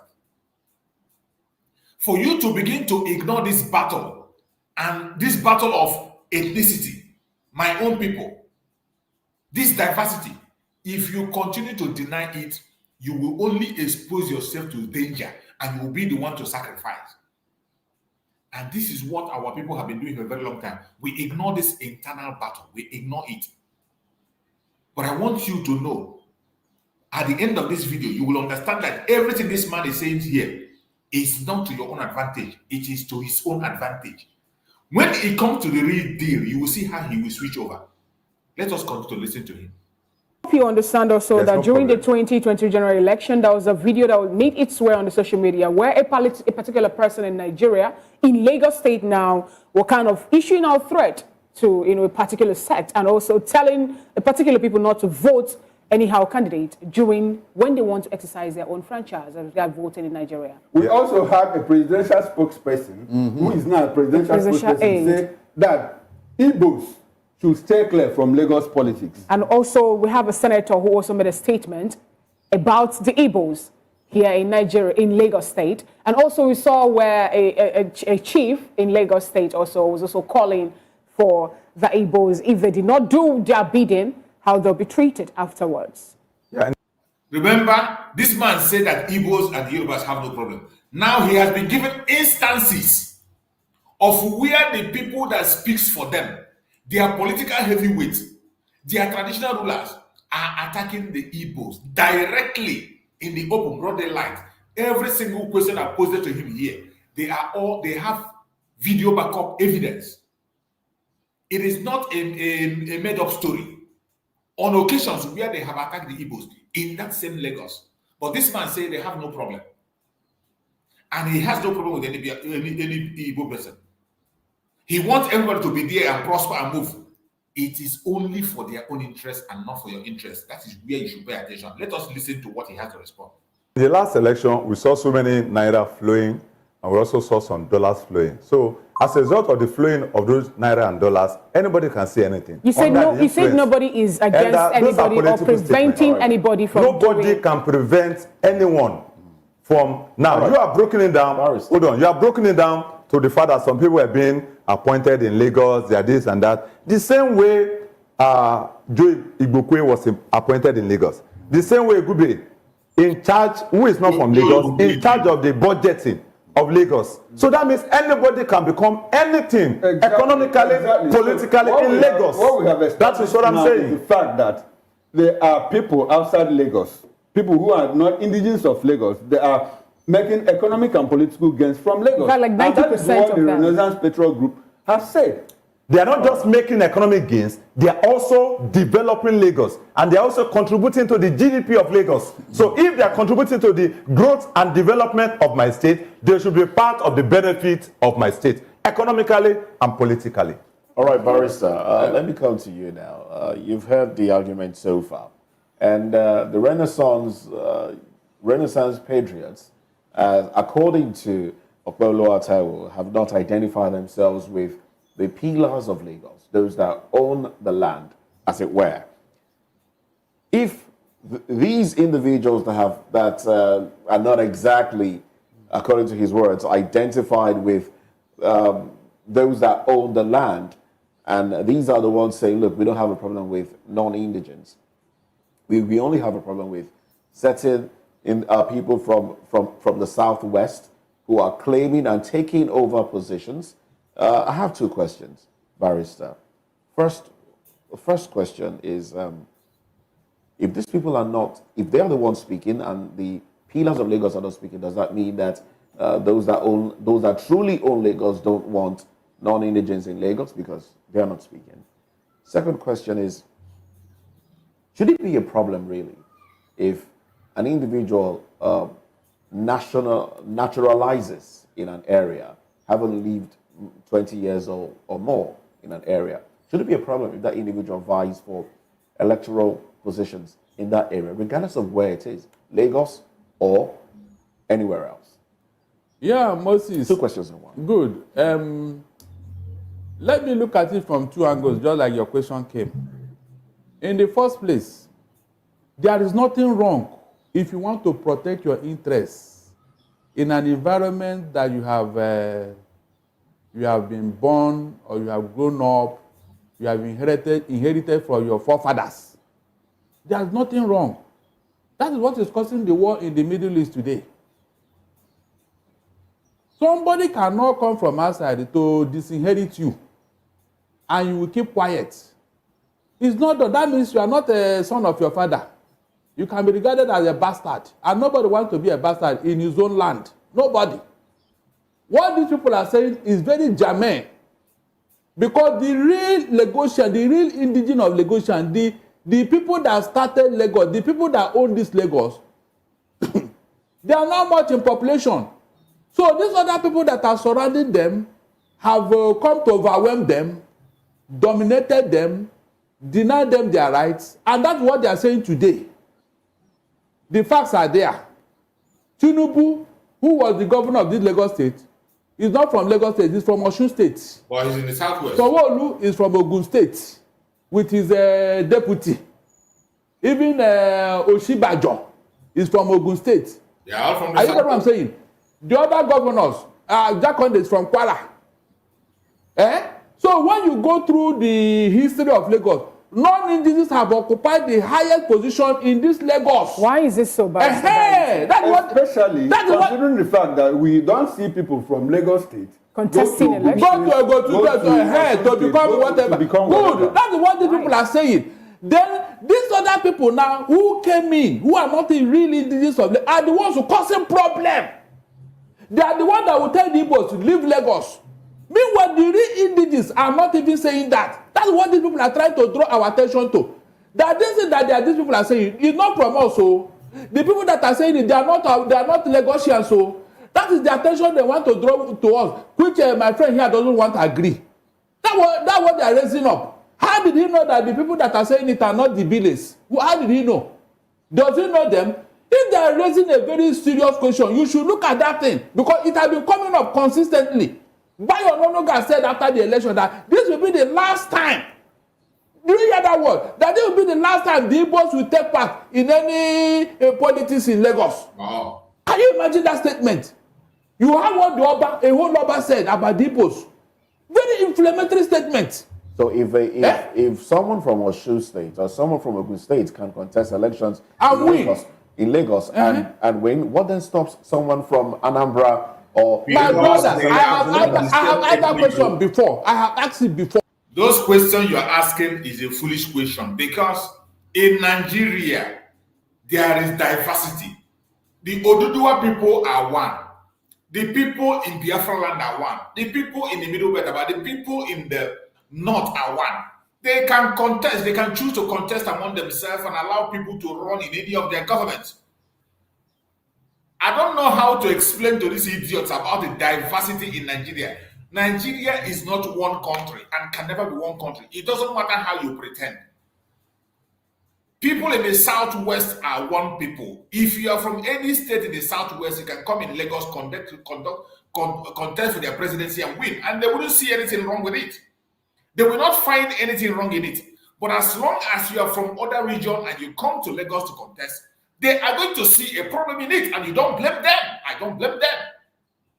The Southwest are one. This is a country of their own. Remember right from origin, when we are practicing regional government, in the Southwest, they have their embassy, they have their own, even their own passport, they have it. They have their own things. So for you to move all the way from Biafra land, all the way from Arewa to come and contest here, it cannot be accepted, and they will not take it. He can't choke it. He can't force it into their neck. Anybody they send to come and tell you, oh, Lagos is no man's land. They come and tell you, oh, Lagos is for all of us. You can do anything, Lagos. All those things are just rhetorics. Rhetorics to make you invest in Lagos. At the end of the day, they are going to show you that you are not from that place. That diversity is there, inbuilt, and nobody can change it. Continue to talk and deceive yourselves on these very platforms. You want to say something, my brother? My brother, I want to say that bamboo that is talking. When those statements were made, when they say if Igbos did not vote their own, that they would throw them inside the lagoon, where was he? Did he stand up and raise alarm and say we are the owner of Lagos? Nobody should threaten Igbos. Oh, all these people, they are chameleons. Chameleons. When I lived with them. I left them since 2000, and I swear that nothing will take me to go and live with them again till now, till Christ come, till we enter Biafra. I have not. Those people, they are chameleons. So serious chameleons. They are just short. Whenever I see them, I laugh. We have known them. They will come and laugh. They can fall for you on the ground, but at the back they stab you. That is how they are. And to be sincere, one man did a serious analysis of these Yoruba people, and I've discovered that these Yoruba, they are rude to self. They have nothing to do with Nigeria. They are visitors. They are strangers in this country also. These people, the man gave the threat of their roots, where they are coming from with the Benin Republic. They are somewhere that side. They are not from Nigeria, but opportunity allowed them to be here. So these people's case, what I know is that we are going, whether anybody like it or not, by force or by fire, we are going. We don't need all these things they are doing. All these they are dialogue for one night. They are wasting their time. Thank you, my brother. Yeah. It is very important we talk about these issues. Yes, yes. I don't blame a Yoruba man defending his land. Yes. Likewise, I do not blame an Igbo man defending his territory. A Biafran defending the territory. I don't blame a Northerner defending their Arewa or a middle belt. I don't blame them. But I blame these idiots that come online to begin to pretend that everything is okay. Oh, we are one. Oh, we can make it one. I can be anything I want to be anywhere. You cannot be anything you want to be anywhere. It's a lie. It's a lie. You cannot. That is a big lie. You cannot be anything you want to be any place. And they continue to paint this lie. Let us continue to listen to them. Because let me even tell you, this is that they are claiming. As far back as 1958, during the Constituent Assembly in Tafawa Balewa Square, all the regions, north, east, and southwest, they all produced 12 members. Then Lagos as a separate colony, produced 4. So if Lagos is part of the southwest, how come? Do you know that at that period that I was talking about, even during our Awolowo period, if they pursue you for tax, immediately you cross Jibo, they will leave you alone. You have entered Lagos. If the southwest officials are pursuing you for tax, whatever, the moment you cross Jibo, the Crown Colony, they will leave you alone. You are no longer under them.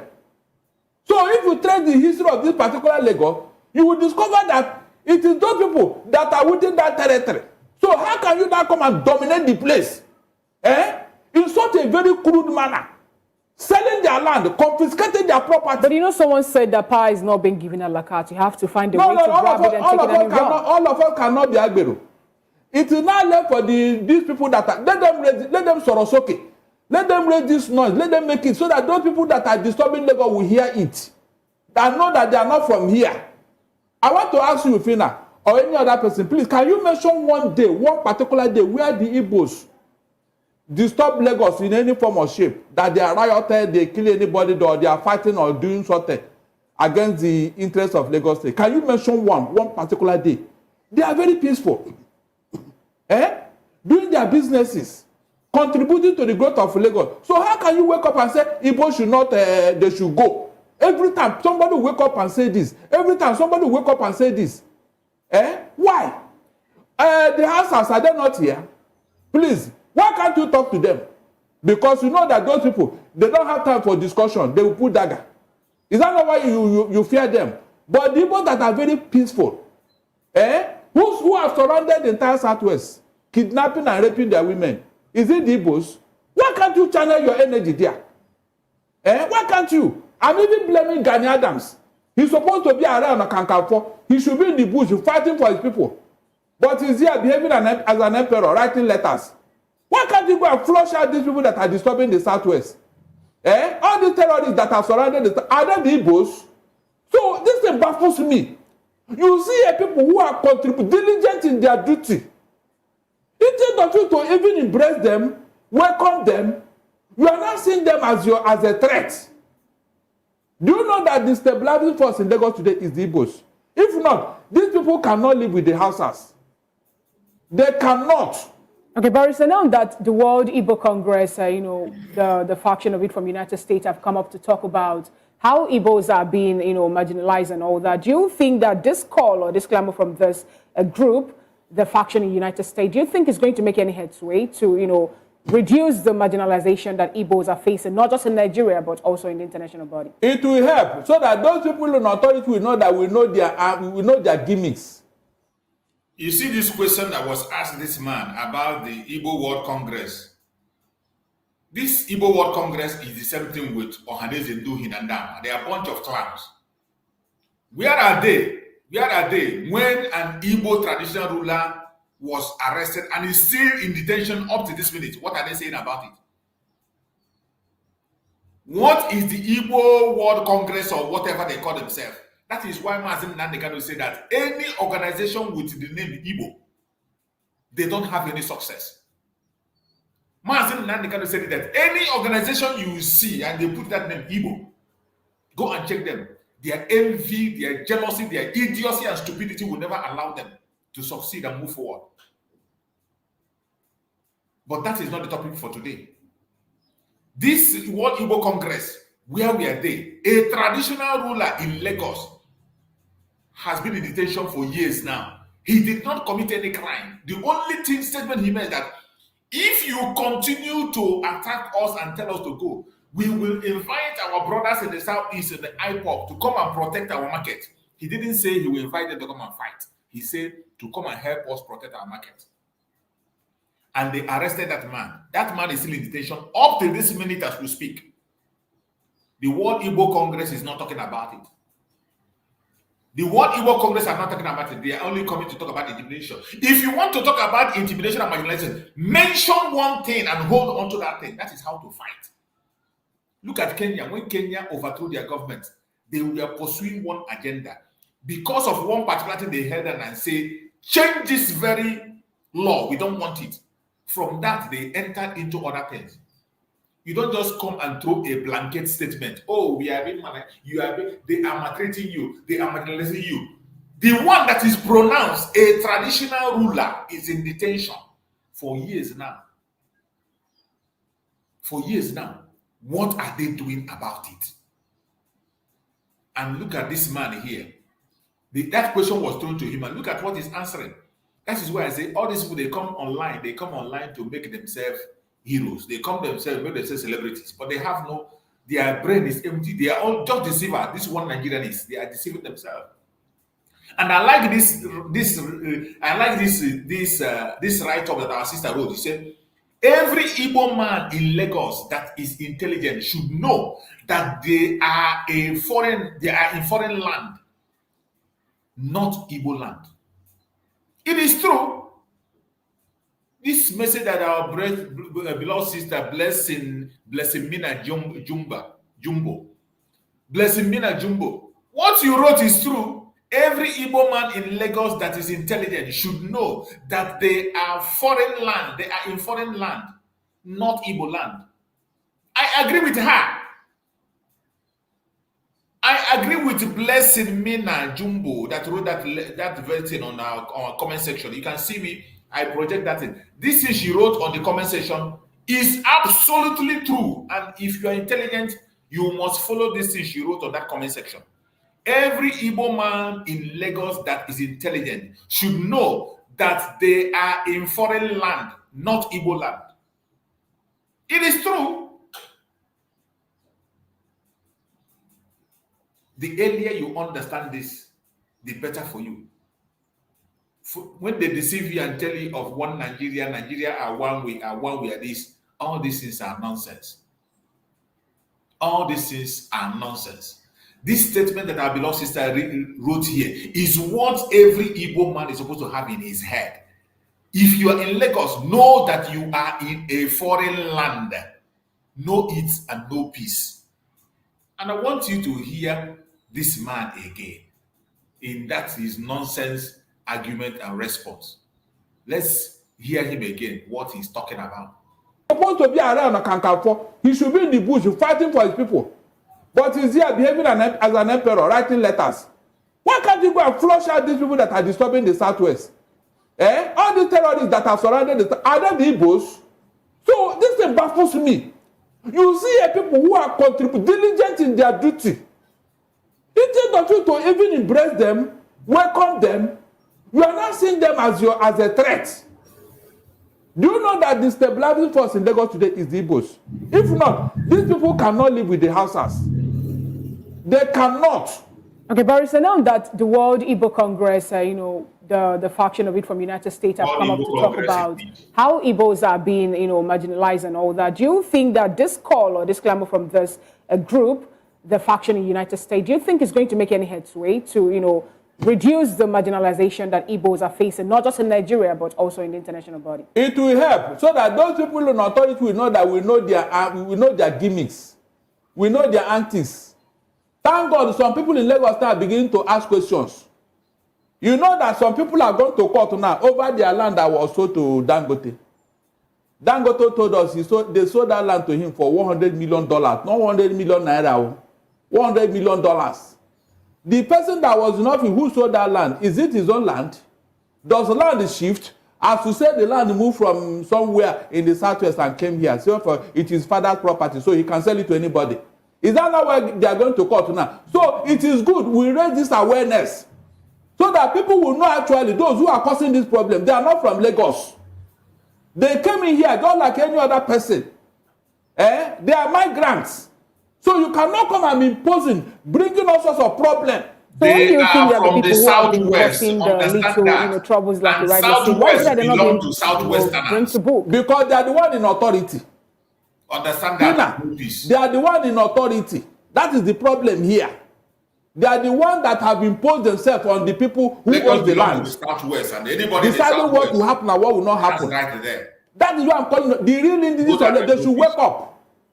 They should wake up because this thing they are doing now, it will cause a very big problem if they are not careful. They should wake up and call them to. They know them. They know all of them who are causing very the problem. from your explanation, you made mention of the Crown Colony settlement and all that. Now, my question is this: how does the people of Lagos, how does it become so docile to the part that people who are not indigenous of the state will now come over to take over, right, and outshine them, even in their population now? They now overwhelm the real indigenous.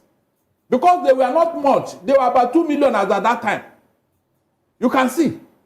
And they now begin to, because of their large population, they begin to take advantage of the economic, boom in Lagos. But these are very minor. They are very minute in number. So that was what happened. And because this thing has been going on for a long time, like they say in my place, when any evil have allowed to fester for too long, it becomes a tradition and culture. A lot of history there. Let me come to Mr. That's what happened. So look at it, Mr. Okoro, before you go further. You see this Agbero culture now that is in Lagos now. Everything they want to do now, they invite Agberos. You want to protest, they mobilize them to counter it. You want to do election, they mobilize them. Do you see now that is creeping into our lexicon? Do you see what I'm talking about now? If somebody does not come in and say, look, you this Agbero, we don't know where you came from, or you go back, who invited you in the first place? They have messed up Lagos. They have messed up. That's what they're talking about. I grew up in Lagos here. I grew up at number 4 Akerele Street. Somolu is the number 11. So I December Akerele. I know him like the back of my hands. Somolu. We grew up on the same street. You are still a foreigner. Comedian, Binga there in car number 2, Oyekon. Is that your family house? Or Oyekon? That's your family house. If you move from Oyekon Road, Oyekon Street, the next thing is Boss Corner. I know this place as I grew up in the 70s. Lagos was so peaceful until somebody, because of selfish interest, brought people here who have constituted a menace. And people kept quiet. Thank you, Barrister. But Mr. Kwelu, the World Congress had a convention, you know, the 2024 convention, and they called. Do you share their views? Now, there's a case against Nnamdi Kanu. Now, I want everybody to pay attention now. You see this man, since who have been talking as somebody who is a genius. Now we are going to the case of Nnamdi Kanu. They are asking him about the case of Nnamdi Kanu. Should Nnamdi Kanu be released? Now you are going to see the true color of this man. This is a man who was talking that anybody can be anything in Lagos State. This is a man who was promoting that anybody can aspire for anything in Lagos State. You can prosper anywhere in Lagos. Anybody can come and invest. Now they are throwing a question to him about the release of Nnamdi Kanu. What do you have to say? Should Nnamdi Kanu should be released? I want you to pay attention and hear what this man is going to say. You are going to baffle. Now you are going to see the true color of this man. You know, since he has been pretending, now pay close attention. You will now see the true color of this man who was telling you, you can be anywhere in Lagos. You can come anywhere. Now, listen to him, what he has to say. Now, there's a case against Nnamdi Kanu by the federal government, which has lasted close to a decade or more than a decade. Now, how do we treat the case of treason felony, and how do we treat the case of his members, teaming members, who are also causing trouble,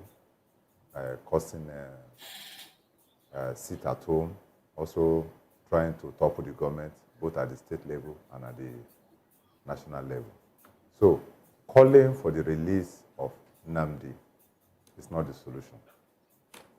Okay. The solution is whatever havoc he might have caused, directly or indirectly, either by himself or through his group, can we correct those havoc? Then if we can correct those havoc, and if the government is also sure of the safety of the people, especially the safety of its own people after the release, then that process, this present government is not too quick in dabbling into that case because they were not part of the foundation. All right? So, can we correct all the anomalies that has taken place? Okay, so you... Now, for instance, now, if an armed robber has been arrested, after 5 years, do you now start taking Ashwebi to campaign for his release? He doesn't have to go about... Do you see how this man is now comparing Nnamdi Kanu? Do you see the position this man is putting Nnamdi Kanu? Making an instance of an armed robber. Do you see how this man is now placing Nnamdi Kanu in a position that he has caused havoc? A man that his case is before the whole world. Do you now see, when you say that these people are not sincere to themselves, you must not believe anything they look at now. When they ask him a case about Nnamdi Kanu, do you now see what this man is saying about Nnamdi Kanu? I want you to pay attention and see the way this man is describing the situation of Nnamdi Kanu for you to understand that the diversity in the zoo is a destructive one. If you are a Biafran and you think that their sweet tongue and lips is to make you better, or whenever they talk, it is they are trying to defend, you are deceiving yourself. Just like that man who is telling us how long he has been in Lagos. He was born in Lagos, he grew up in Lagos. You are not a Lagosian. The earlier you understand that, the better. Begin to prepare to go home. You cannot lose any of your property. I promise I have said it long ago. If that is what you're afraid of, you have invested all your life in Lagos. keep your documents intact. You will not lose anything. Anything they are telling you today to rob your back is for you to remain there and they continue to get the tax. If you are in Lagos, you are a foreigner. You are no doubt and no peace. I want you to hear this same man who was opening a door for you to be welcome. Now it has come to a legitimate topic that he has to speak like a human being. A topic that he has to speak from the bottom of his heart and speak the truth. I want you to hear him. Hear him. Open your ear very well and hear what he If the government is also sure of the safety of the people, especially the safety of its own people after the release, then that process, this present government is not too quick in dabbling into that case because they were not part of the foundation. All right? So, can we correct all the anomalies that has taken place? Okay, so you... Now, for instance, now, if an armed robber has been arrested, after 5 years, do you now start taking Ashwebi to campaign for his release? He doesn't have to go about it. You know, sometimes I'm not too, sometimes I'm a bit constrained when I see, especially maybe elders, in quotes, who speak for the negative as if it is positive, with all sense of confidence. And it's a challenge for us because some of these same elders and leaders were part of people that packaged and presented Buhari to us. And they said when they were young, the man did this, the man did that. These same elders are now coming on board also, speaking with confidence about the release of Nnamdi Kanu. I'm afraid we must understand that history must never be forgotten in any case. Okay. And once you remember history, you can be able to remove sentiments. All right, now, Mr. I want you to know that this man is a very confused, deceitful human being. He was being asked, the question was that the World Igbo Congress are asking and demanding for the release of Nnamdi Kanu. And he was asked his own topic. Now, he is relating to the elders bringing Buhari. Every one of us know that no Igbo person voted for Buhari. No Igbo son, whether criminal or whether sane or insane, including Ohanis and Dohin and Nama and Igbo Congress, they never supported Buhari. But look at him dragging Buhari inside. That it was these people that supported the coming of Buhari. And today they're asking for the release of Nnamdi Kanu. And for that, Nnamdi Kanu must not be released. And he's trying to equate Nnamdi Kanu with a criminal, an ordinary thief. This is a man who was talking as if he was, or he told you to come and invest for Lagos. In Lagos, anybody can invest, anybody can do anything. Now it has come to the real matter. Now you can see the true color of the man that is speaking. That is why I've said in the earlier on, do not be deceived when you see this idiot come online to deceive you. The only place you have hope and trust is in Biafra. That is where your safety and security lies. Your success and respect lies in Biafra. The earlier you know that, the better. I want you, let's play this video through so that you can understand better what I'm talking about. Do you now start taking Ashwebi to campaign for his release? He doesn't have to go about it. You know, sometimes I'm not too, sometimes I'm a bit constrained when I see, especially maybe elders, in quotes, who speak for the negative as if it is positive, with all sense of confidence. And it's a challenge for us because some of these same elders and leaders were part of people that packaged and presented Buhari to us. And they said when they were young, the man did this, the man did that. These same elders are now coming on board also, speaking with confidence about the release of Nnamdi Kanu. I'm afraid we must understand that history must never be forgotten in any case. Okay. And once you remember history, you can be able to remove sentiments. All right, now, Mr. Bolivar, talking about sentiment and removal of it, we have the Canadian government now, advising Nigeria, regarding the statement or the call out between Dabira Erua and calling on the Toronto government or Canadian government to arrest and caution Amaka Sandberger, who also put out a video on TikTok talking about how she is going to poison people from Lagos and Benin. What do you really make of that advice? We should go home and, work on our tribal differences. It's a good advice. It's a good advice. And the video, nobody's talking about the video now. Is the video positive? Is it negative influence? Nobody's talking about it. But I was also a video. I want you to see, the man is now showing his true color.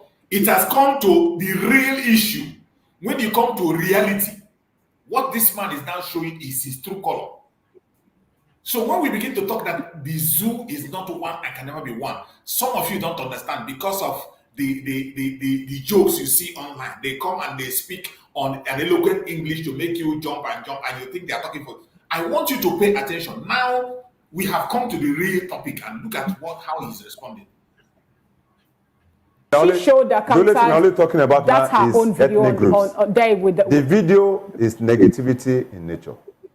That is the truth of the matter. So whether it's coming from an Hausa or an Igbo, that's another conversation. That video is dividing or is about to divide the citizen. And if the government is seeing that this particular video is going to be a threat, is it not a normal thing for them to call out for the arrest of such person, whether within the land or outside the land? So that the Canadians are saying that we should put our house in order, they're only playing to gallery. There's nothing big about it. People have made worse statements. All right, so because nothing is being done to those people. The Canadians also, they are a government on their own, and we can't run their government for them. The same way they can't run our own government for us. So what matters now is that, is the video positive or negative? The video is negative, and that is one thing I want us to address. All right, so can we consider that your conclusion? Did you see that every instance that lady was giving him, he doesn't want to pay attention. The lady was trying to bring instances that where people did something worse than what that lady did. And there are videos before what that lady did. There are some other videos, and the Canadian government have intervened and said, go back home and settle your matter. Go and settle your tribal issues peacefully. You don't push it to us. Go and settle it. And look at how the man is concluding on that matter. You see, he doesn't want to pay attention. Chameleon. Now he's showing his true color. Chameleon. Real chameleon. Now, initially he was telling you, come to Lagos. You can invest in Lagos. Everybody have a right to be in Lagos. Everybody have the right to have business. You can aspire. You can be a governor. If you listen to this kind of word, you are an idiot. At the mention of Nnamdi, if you do land, it belongs to them. And you have no right as person from Biafra land, from Arewa, from Middle Belt, to do anything there. It is their land. If you want to invest, just give them the tax. That is what they need. They need the tax from you. That's all. Now you're showing you color. Speak, my brother. This man is a chameleon. My joy is that once Nnamdi Kanu was mentioned, all his body became like cold water. His motion changed. His body system changed. Everything. His language changed. Everything he's saying just changed. The cataract. He became weak. And do you know why he was afraid? Because he didn't know what he will say. They will hold him. That's why he decided to. Exactly. Nnamdi Kanu now. The bones, they crack their throats. And they cannot come out of it. We are watching them. Let them continue with their diplomacy and do Shindi Beribe. Okay, let us finish the video. Let's hear the response he was given. All right. Something you want to add? Nigeria cannot move economically with all of this, our sentiment about ethnic groups. Nigeria cannot move in terms of sustainable development when we continue our divisive statement. Nigeria will only grow seamlessly if we focus on agric, if we focus on ICT, if we focus on artificial intelligence that has no bias for Yoruba, Igbo, or Hausa language. Thank you. All right, then. Thank you very much, Okwelo Wasaiwo. Barrister, your concluding thoughts. Good. Let me sound it in a clear term. Nnamdi Kanu is not a terrorist.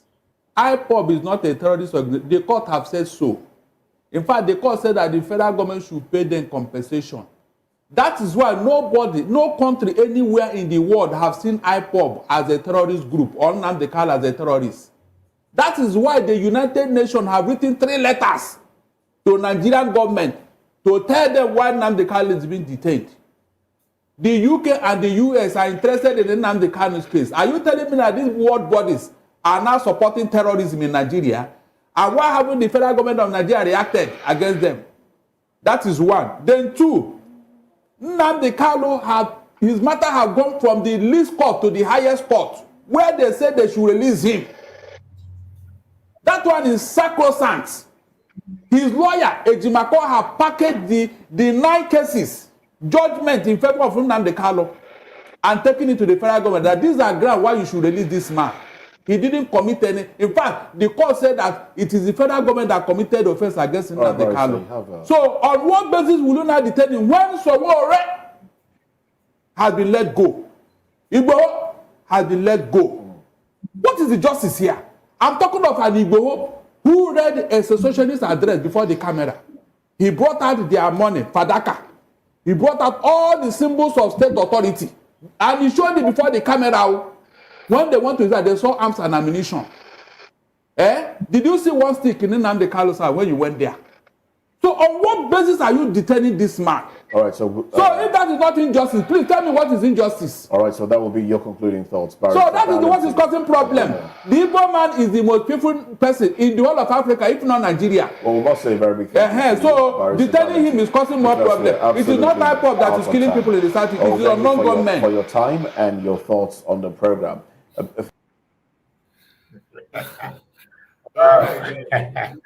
You see, sometimes it's good to dig into all these people so that our people can understand. Because some of us are still deceiving ourselves. When you hear them talk, you think they are talking on your behalf. They are not. This is it. You have seen it for yourself. You see the chameleon, and you have seen when they tell you, "Oh, come to Lagos and invest." You are a foreigner in Lagos. The earlier you remember that and have that in your brain and begin to go home, the better for you. You're welcome, my beloved sister Mary. You are coming very late. Thank you. You're welcome, my sister. Thank you very much. Yes, thank you. Good afternoon, everyone. I'm sorry I'm late, but I was I start with you. Yeah, but I saw your message. But busy. I have to rush, all those things. I hope Biafra understands. So I'm back. Along the road, the network says, but I know how. Oh God, I better go. This is. So I want to be very fast to join because I've been listening and a lot of funny things. Because this time, we need to laugh Nigeria. I'm telling.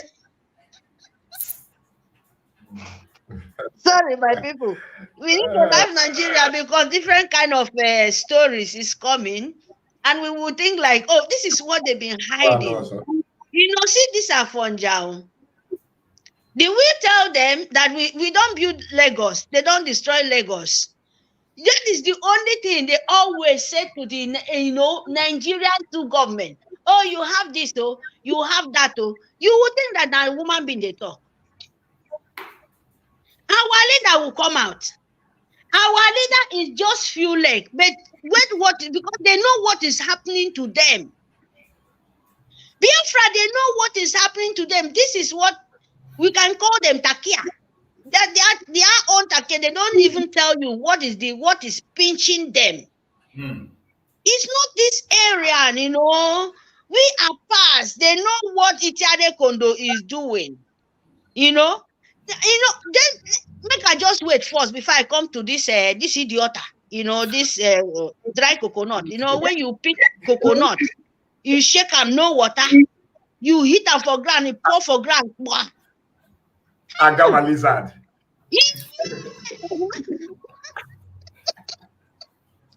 Lizard self, you can join them. They have no water in their brain. So let me come to this, Domandi, when they rule people like this, where sit down, they talk, This man tell you, I go for Obasanjo first. Obasanjo, where he come from? Now where he come from? Obasanjo, after he destroyed enough of children in Biafrans, after they did what they did, him with their Britain, they remove history. So that who remove it? Is it not Obasanjo? As I hear. So Obasanjo said, no, God forbid. Oh, if these people God knows and I mean destroy these people, they fight all possible to you not to know who you are. Obasanjo removed history so that you not go know waiting they happen for your forefathers. This man said, one word when I pick, I want John, I make her come in to you to recall your brain back who these people is. These people now not be Fulani, they don't just buy everywhere. Now they tell you them they don't get that land, that place where you call Yoruba land, Lagos. I don't know how many places they are, but they said Fulani said that is their own. They don't collect everything. In short, it's their tissue paper. What do you think? Outside the north, they have Muslim, they have their own religion there, they have a jihad there. This man come and tell you in the public that if they remove religion, then they will remove sensitive. Now, waiting this man talk, now that one word, and waiting that man do. So that make you don't know the mistake, jihad, they did, and Britain, that they don't let us know. And the most painful thing in these people, our leader, open his mouth, tell the whole world, he said he would destroy Nigeria with his own mouth, with the truth. Our leader destroys Sioux government. They knows they can never repair it. Sioux government, Britain know, the leader of the world know, all of them, all the sucking blood know. This, they can never repair it. Because he let us, that thing where we know, we never know finish. He's still there. He want to dip very, very in there, deep, and show us who we are so that we will know what to do. This is the most painful thing for the heart. This is the most painful thing for the leader of the world. This is the most painful thing for Britain. Why this man? Why this man? That is why they kidnap him. This man said it. In word, make a lot of things. That monkey in the coat. How can I explain that devil? Chimpanzee. Oh, my darling, chimpanzee, yes. The most ugly woman being in earth you can find. A madman in clothes. Sheep in the clothes. You think you see a woman being sit down, you don't know. He has nothing. Shame, nothing. Even in the point where Fulani won't destroy them, finish. Their problem still Biafra. Why must Nnamdi Kanu open my door? Because he still continues, said, those old people, those elders,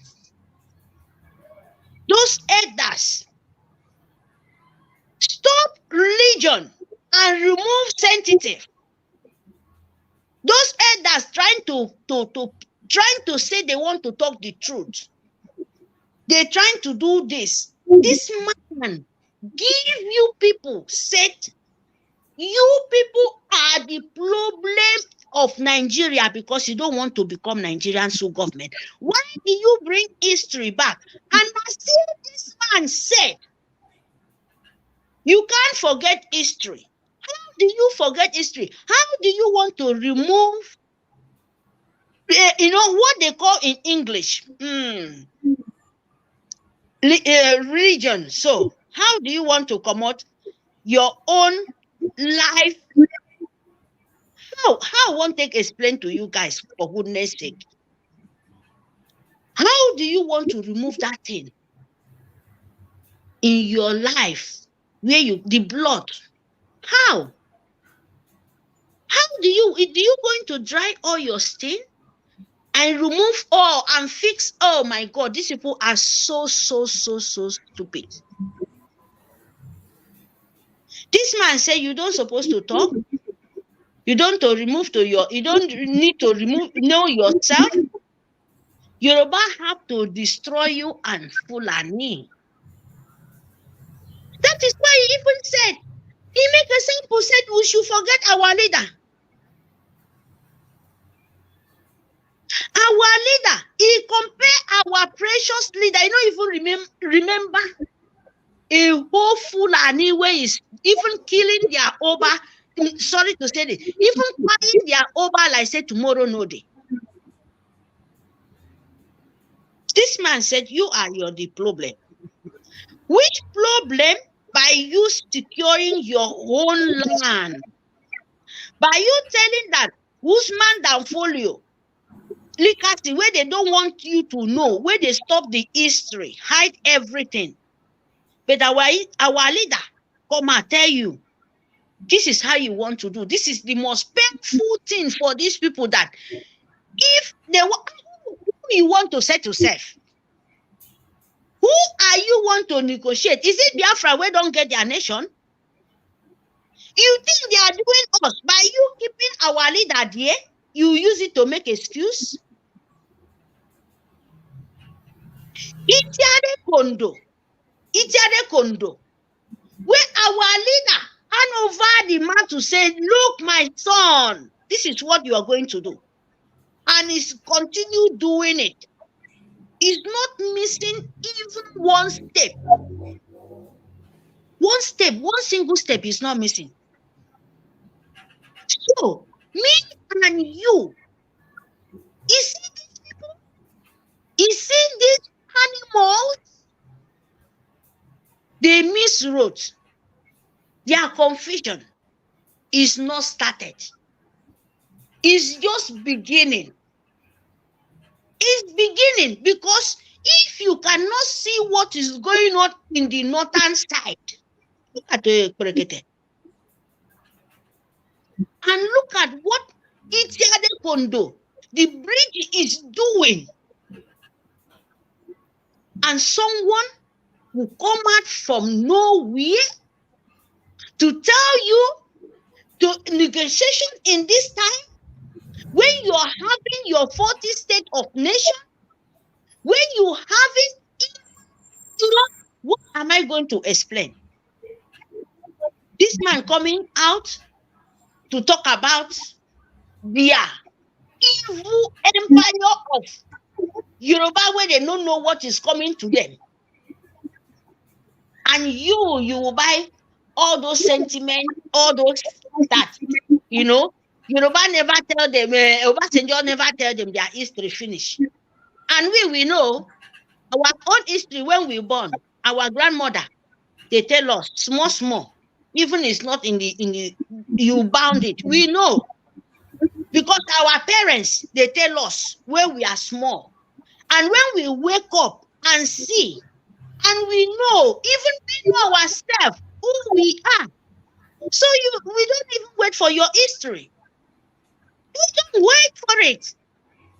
We want to revenge. We want to revenge the spirit of crying of that. Biafra have to, the light have to shine. We don't need to backward. We don't need to look whosoever you are. That is what the Biafra spirit is saying. And if you stand in our way, you're finished. We don't care who you are. What we know, Biafra must destroy. Biafra must declare. 2 December. That is our own decision with God, and so shall he be. He said nobody can remove it. So when you come into our land, and if you're Iwe, if you're this, we don't decide for our own heart and our angels, in our own God, in our own spirit of Biafra, the light of the world, we accept it, say, yes, this is our own nation. We must collect it by force, by power. It doesn't matter what is coming in. Freedom is not given, is taken. So you must do that too. When even the nature tell you, say, this thing are your own. You see, this thing are your own, and then they show you, and then they tell you, say, don't backward. You can never, you will not let any nonsense, any darkness like this Britain and Sioux government and empire of jihad come to your mind. Because they are not with their senses. They are all eating Biafran flesh, just in the name of power. Imagine that. Just think of your think woman being. Your own brother will go eat his own brother. In the name of power of Sioux government to forfeit all the wealth. But the wealth no be happiness wealth. Now sick to death. Sick to, you there in life, you're punished. Think when you go to long sleep, how are you going to, how you yourself, how are you going to be? Itiade Kondo said, how will be your end? You show physically, spiritually, any hunger you look for it, you will see it. Nigeria is not a place of save. Nigeria is not a place of humanity to live. Nigeria name. That is just a name. If not, want to say this is where I be, let them go there. We have boundary. All this story, this, that, this. You know what to do to you to have peace. Sioux government, Britain, you know what to do to you to have peace. We are there before you come and meet us. And right now, we said we don't want to know whosoever it is. When you stand in Biafra way, you are going to destroy. The land will fight for us. It will give our soldiers the power, the strength, and imagination, intelligence of human beings we can never imagine in earth. They will give it to them. And they will deal with you guys. That is nobody. Even the government, their port don't dry. All their hole don't seal. They are desperate. Oh, you don't finish.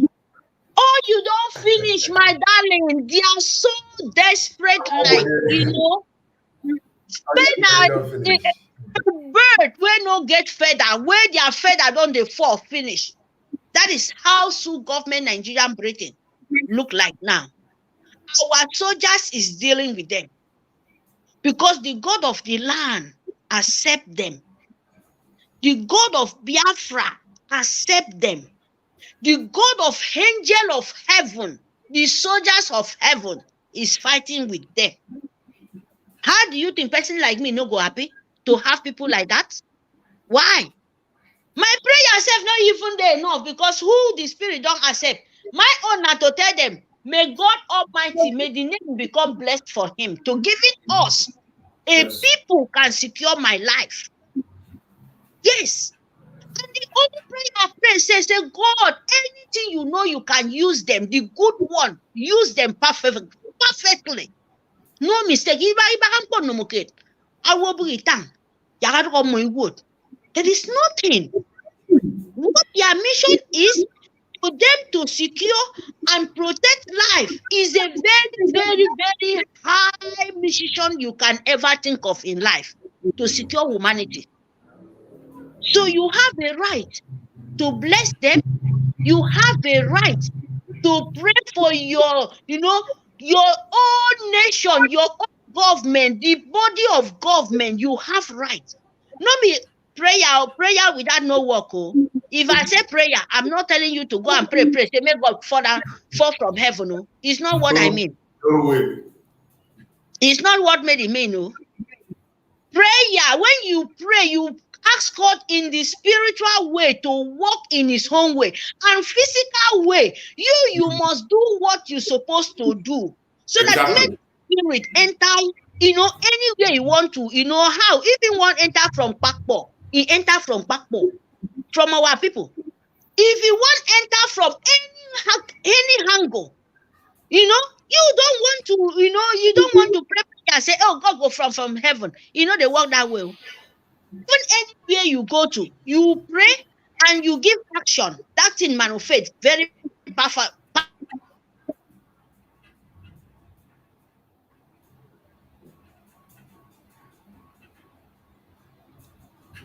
It's like the network is disturbing. Perfect. Yeah, no, me say, no. So what we need now, you see, our PM, all intelligent. Example, all our intelligence of our son, Itiare Kondo, is not sitting in the house and say, oh, this thing go manifest. Oh, as I'm talking to this. No, he's talking it, is working. Is practicing. When you are talking and you practice too, that make perfect. But if you talk, then you not make practicing. No, they work. Oh, even where we there here, so you know everything, but you cannot sit in your house, make them bring. No. You not finish, you go still practice, make person see. Make person know say, yes, that thing we they do. Now that thing we they talk, not true. That is what I mean, oh. So my people, our 30 days sit at home. Continue. If we are in the day of 16, the day of 17, we still have more. Yes, you don't think that this one I be the only. Loves to government, left, right, center, and left. Because even our lobby self, they are mad now. That is why you see them coming out. Nigeria, another government, this, that, enjoy. You forget how you want jump problem. Don't go stuff waiting. Oh God, they said fire they burn for your house. You live to quench the fire in your house. You run, go and pursue right. Nigeria, that is what you're doing. Itiare Kondo tell you two things. Remove our leader. Tell us, say, appear for Finland. Say, oh, Biafra, we have nothing to do with you. You have your nation. Simple. The whole world will know about it. Even though that today, tomorrow, you do it. You have no problem. Oh. Biafra will say, okay, we are going. But don't ever you think to come our land to come and cause problem, because you know now. You know what I mean? So our PM give us talk. We must do what he said. You know? We are no more in hurry. No, Biafra. We are not in hurry. Oh. If you are in hurry, we are not in, Biafran. Our PM is not in hurry. Nigeria, any side you want, we go give it to you. Till you say, okay, Biafra, you don't get enough. And you don't reserve. You don't get enough. Go. You see? Very, very, very simple. We don't hurry. We get time. We have template. Who won't cry for Nnamdi Kanu this time? No way you're crying for, because Itiare Kondo de Bugriba na rock. If you scratch him anyhow, he burn you. You turn to a sick man. Yes, our big Itiare Kondo, the rock. If you scratch anyhow, if na poison, no that for Kanu, where get those ashes, where you go sick. go come remain for hospital. They say, hey, oh, leave Biafra go. In short, give them light. No, in short, Biafra won't go today. Nigerian state government, you never see something. You government Nigeria, you can cry, yo. But when I can send you to start crying, you not. Start crying from that side. Yoruba, I'm begging, I'm just telling you the tip. Start looking for those villages, those places where all those Fulani living inside. Start crying of those sides. Because our land, Biafra land, you not go see news to talk about because you go the shame. But they will ask you now, what are you looking for Biafra land? Now the question they will ask you. Fire is burning in the north. Fulani terrorists of Nigeria is taking over the north. He's taking over the Yoruba. Every day they get them, they see them, the whole human being head. In Nigerian state government Yoruba land. You will ask of those things now. Brekete, where you there? They are crying in the north. Oh, you see, not know what they happen. You are the one who said, make them go finish land. Brekete. Now, fire is burning. You are, honorary president. Honorary president, Brekete. We didn't protect land this time around. Brekete. He goes to child. Finland. Maybe it was a mistake. Fulani is no child. I go take call Simon Ekpa name now. Because it's not the one is Brekete. You are the mouthpiece of Hausa. You are the mouthpiece of North. But you know that time said they are living in the far away bush under the cave. If you want to come for feed Biafra, hide your own problem. The burning of innocent houses. That man where they see honorary president, that is the one I'm asking. And Papa Chile, where big Tommy.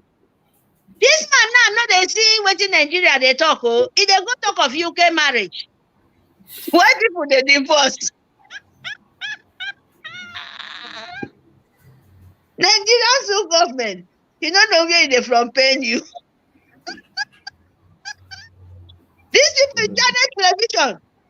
Nigerian state government they live, they don't get lights, they don't get hospital. Then go they talk about UK. Say Nigeria now, all women for Nigeria, they go marry UK, then they divorce their husband. See what it is? Papa Chile, leave fire they born for Yoruba land. You go they talk of UK where get law. Later you go say, oh, now their law now, they no get Nigeria no get law. You forget that you not be banana republic. You see who do you guys? Now Biafra, because he say you know when Biafra go, you go continue be stupidity in the whole world. You will continue to be idiot in the whole wide world. It doesn't, remove from House of Assembly, from presidency, from honorary government, from the secret one in the Biafra land. All of you people, confusion from above. You're idiot. I think you can fight Biafra. My land. Who born you people? Who born Britain? Who born to government empire of jihad? Our oil don't dry. It's dry for the pipe. Biafran oil is not flowing anymore. No tax for school government in uniform in our road to collect 10 naira. You know how it pens? Do you know what I mean? Nigerian school government, you know what I mean? You see that bomb full, where no get oil for head. Where the Nnamdi Kanu, he's here for 5 days. In short, work a shaggy. You know not say we get government mass in Nnamdi Kanu as they keep on there now, so you go to remove. You gonna say you go to deceive their koboko. We are going. We are declaring Biafra. We are not talking about Igbo. Igbo. Me, I'm Igbo. Igbo speaking Biafra. We are talking about Biafra nation.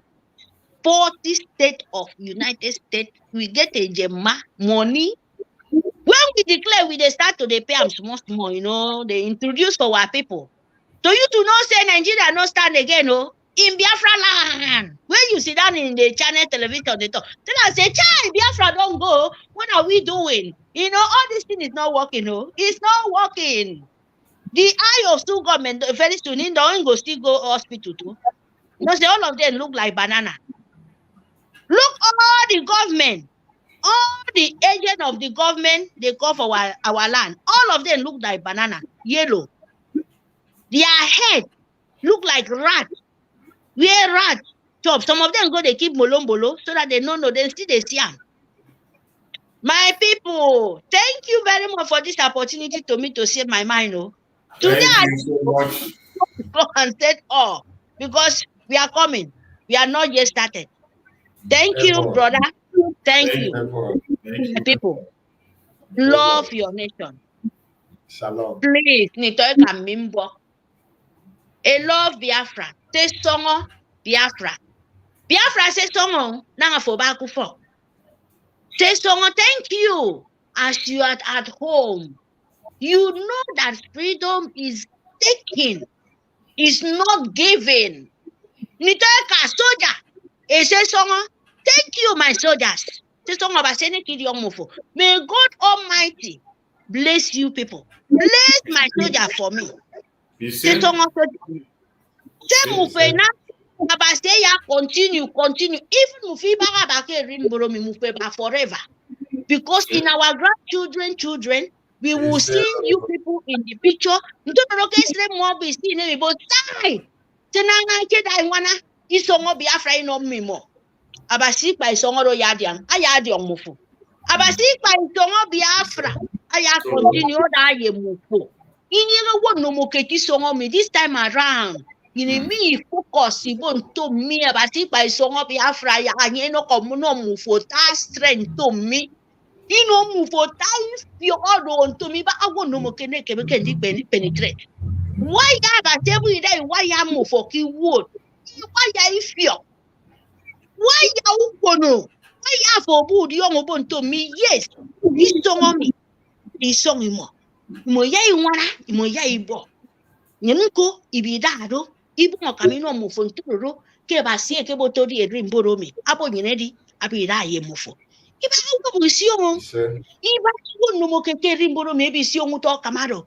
Because mufe na meeting point or the angel ibam na mi no wo in a meeting point or the spirit almighty na mi no wo in a mutengemo abi is imam ke rimbori songo Biafra in a mi no wo no mien amin do ontewo in am dia no yombo basi the spirit of nature mbok ya basene kipeme mufo akpeme walida akpeme tiare kondo akpeme the look akpeme all the government in Elsa akpeme the Brgie akpeme wa Robbie ano Robbie nyine taisa to me ayimo ikira kensu ya Robbie nyine kira kensu da ke ta panikonto because amo mai da ke paniko akpaniko ya yeme mo iska na ya walida da ke paniko itiare kondo da ke paniko ntororo ke ba sebi nam après pour ke même c'est son on était là c'est son ici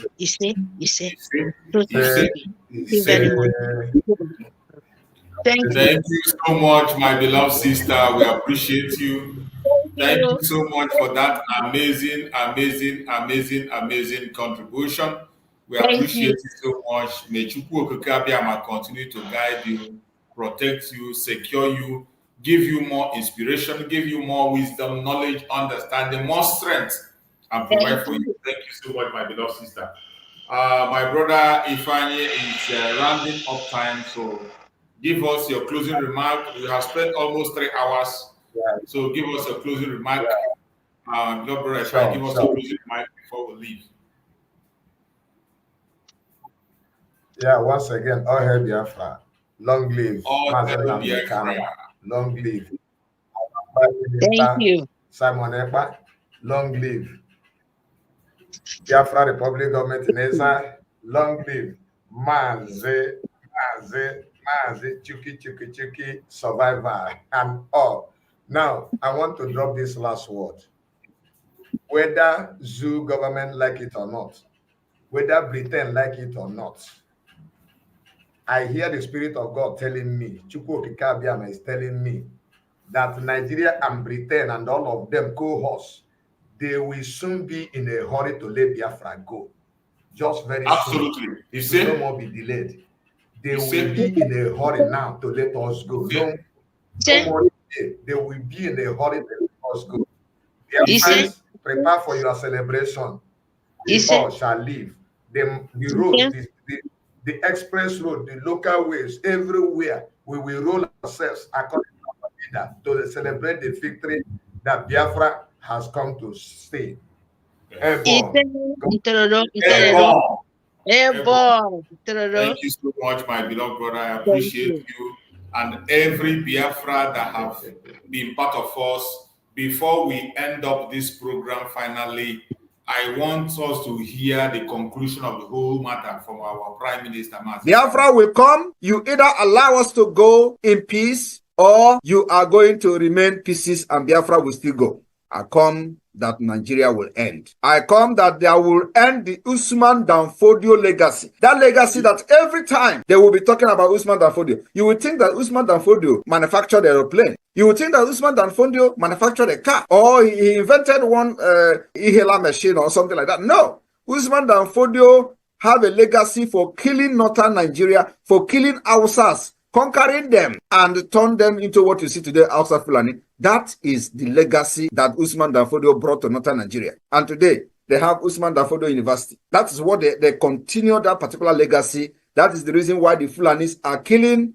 innocent Christians in the northern Nigeria and the middle belt. It is to continue the Usman Danfodio legacy, and I am here to end it. I will end it. The end of Usman Danfodio legacy will start from this year. I am telling you, go and mark it. It will start from December 2nd. Once we exit Nigeria, that legacy is gone, completely gone, because they will not have any other place to conquer. Is it us that you are going to cross our border to come and start saying you want to conquer Biafra? We did not conquer us when we were in Nigeria. It's not going to be possible.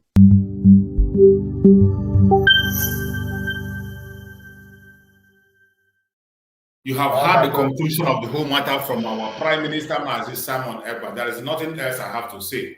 He has concluded it. Biafra will go, whether you like it or you don't like it, either by fire or by force. We are going already.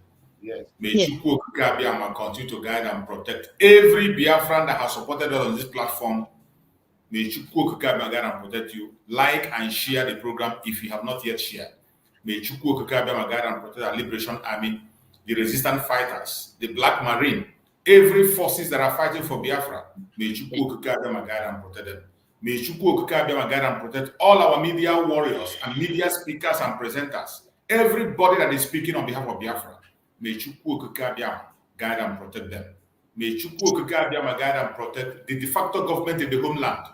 May Chukwu Okike Abiama guide and protect them. May Chukwu Okike Abiama guide and protect every member of the Biafran government, members of the cabinet.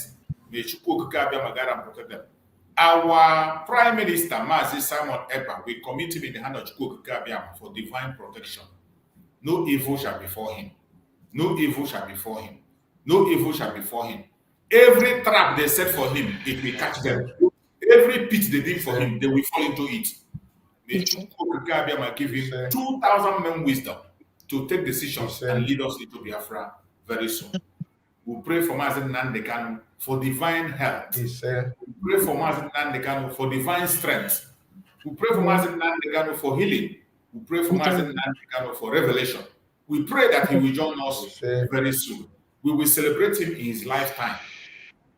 Wherever you are, continue to pray for Mazi Nnamdi Kanu because he is going to join us very soon. We will celebrate him as a hero in his lifetime. No weapon formed or fashioned against us as Biafran shall prosper. No weapon formed or fashioned against our Prime Minister, Mazi Simon Ekpa, shall prosper. No weapon formed or fashioned against our Supreme Leader, Mazi Nnamdi Kanu, shall prosper. Wherever you are, always remember that we shall overcome, and no forces shall overpower us. I guess he said, Biafra Republic!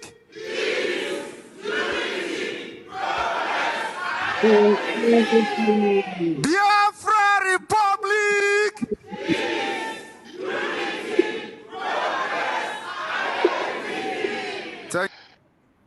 Thank you so much. See you again tomorrow by the special grace of Chukwu Okadu. Remember, bless. Thank you, brother.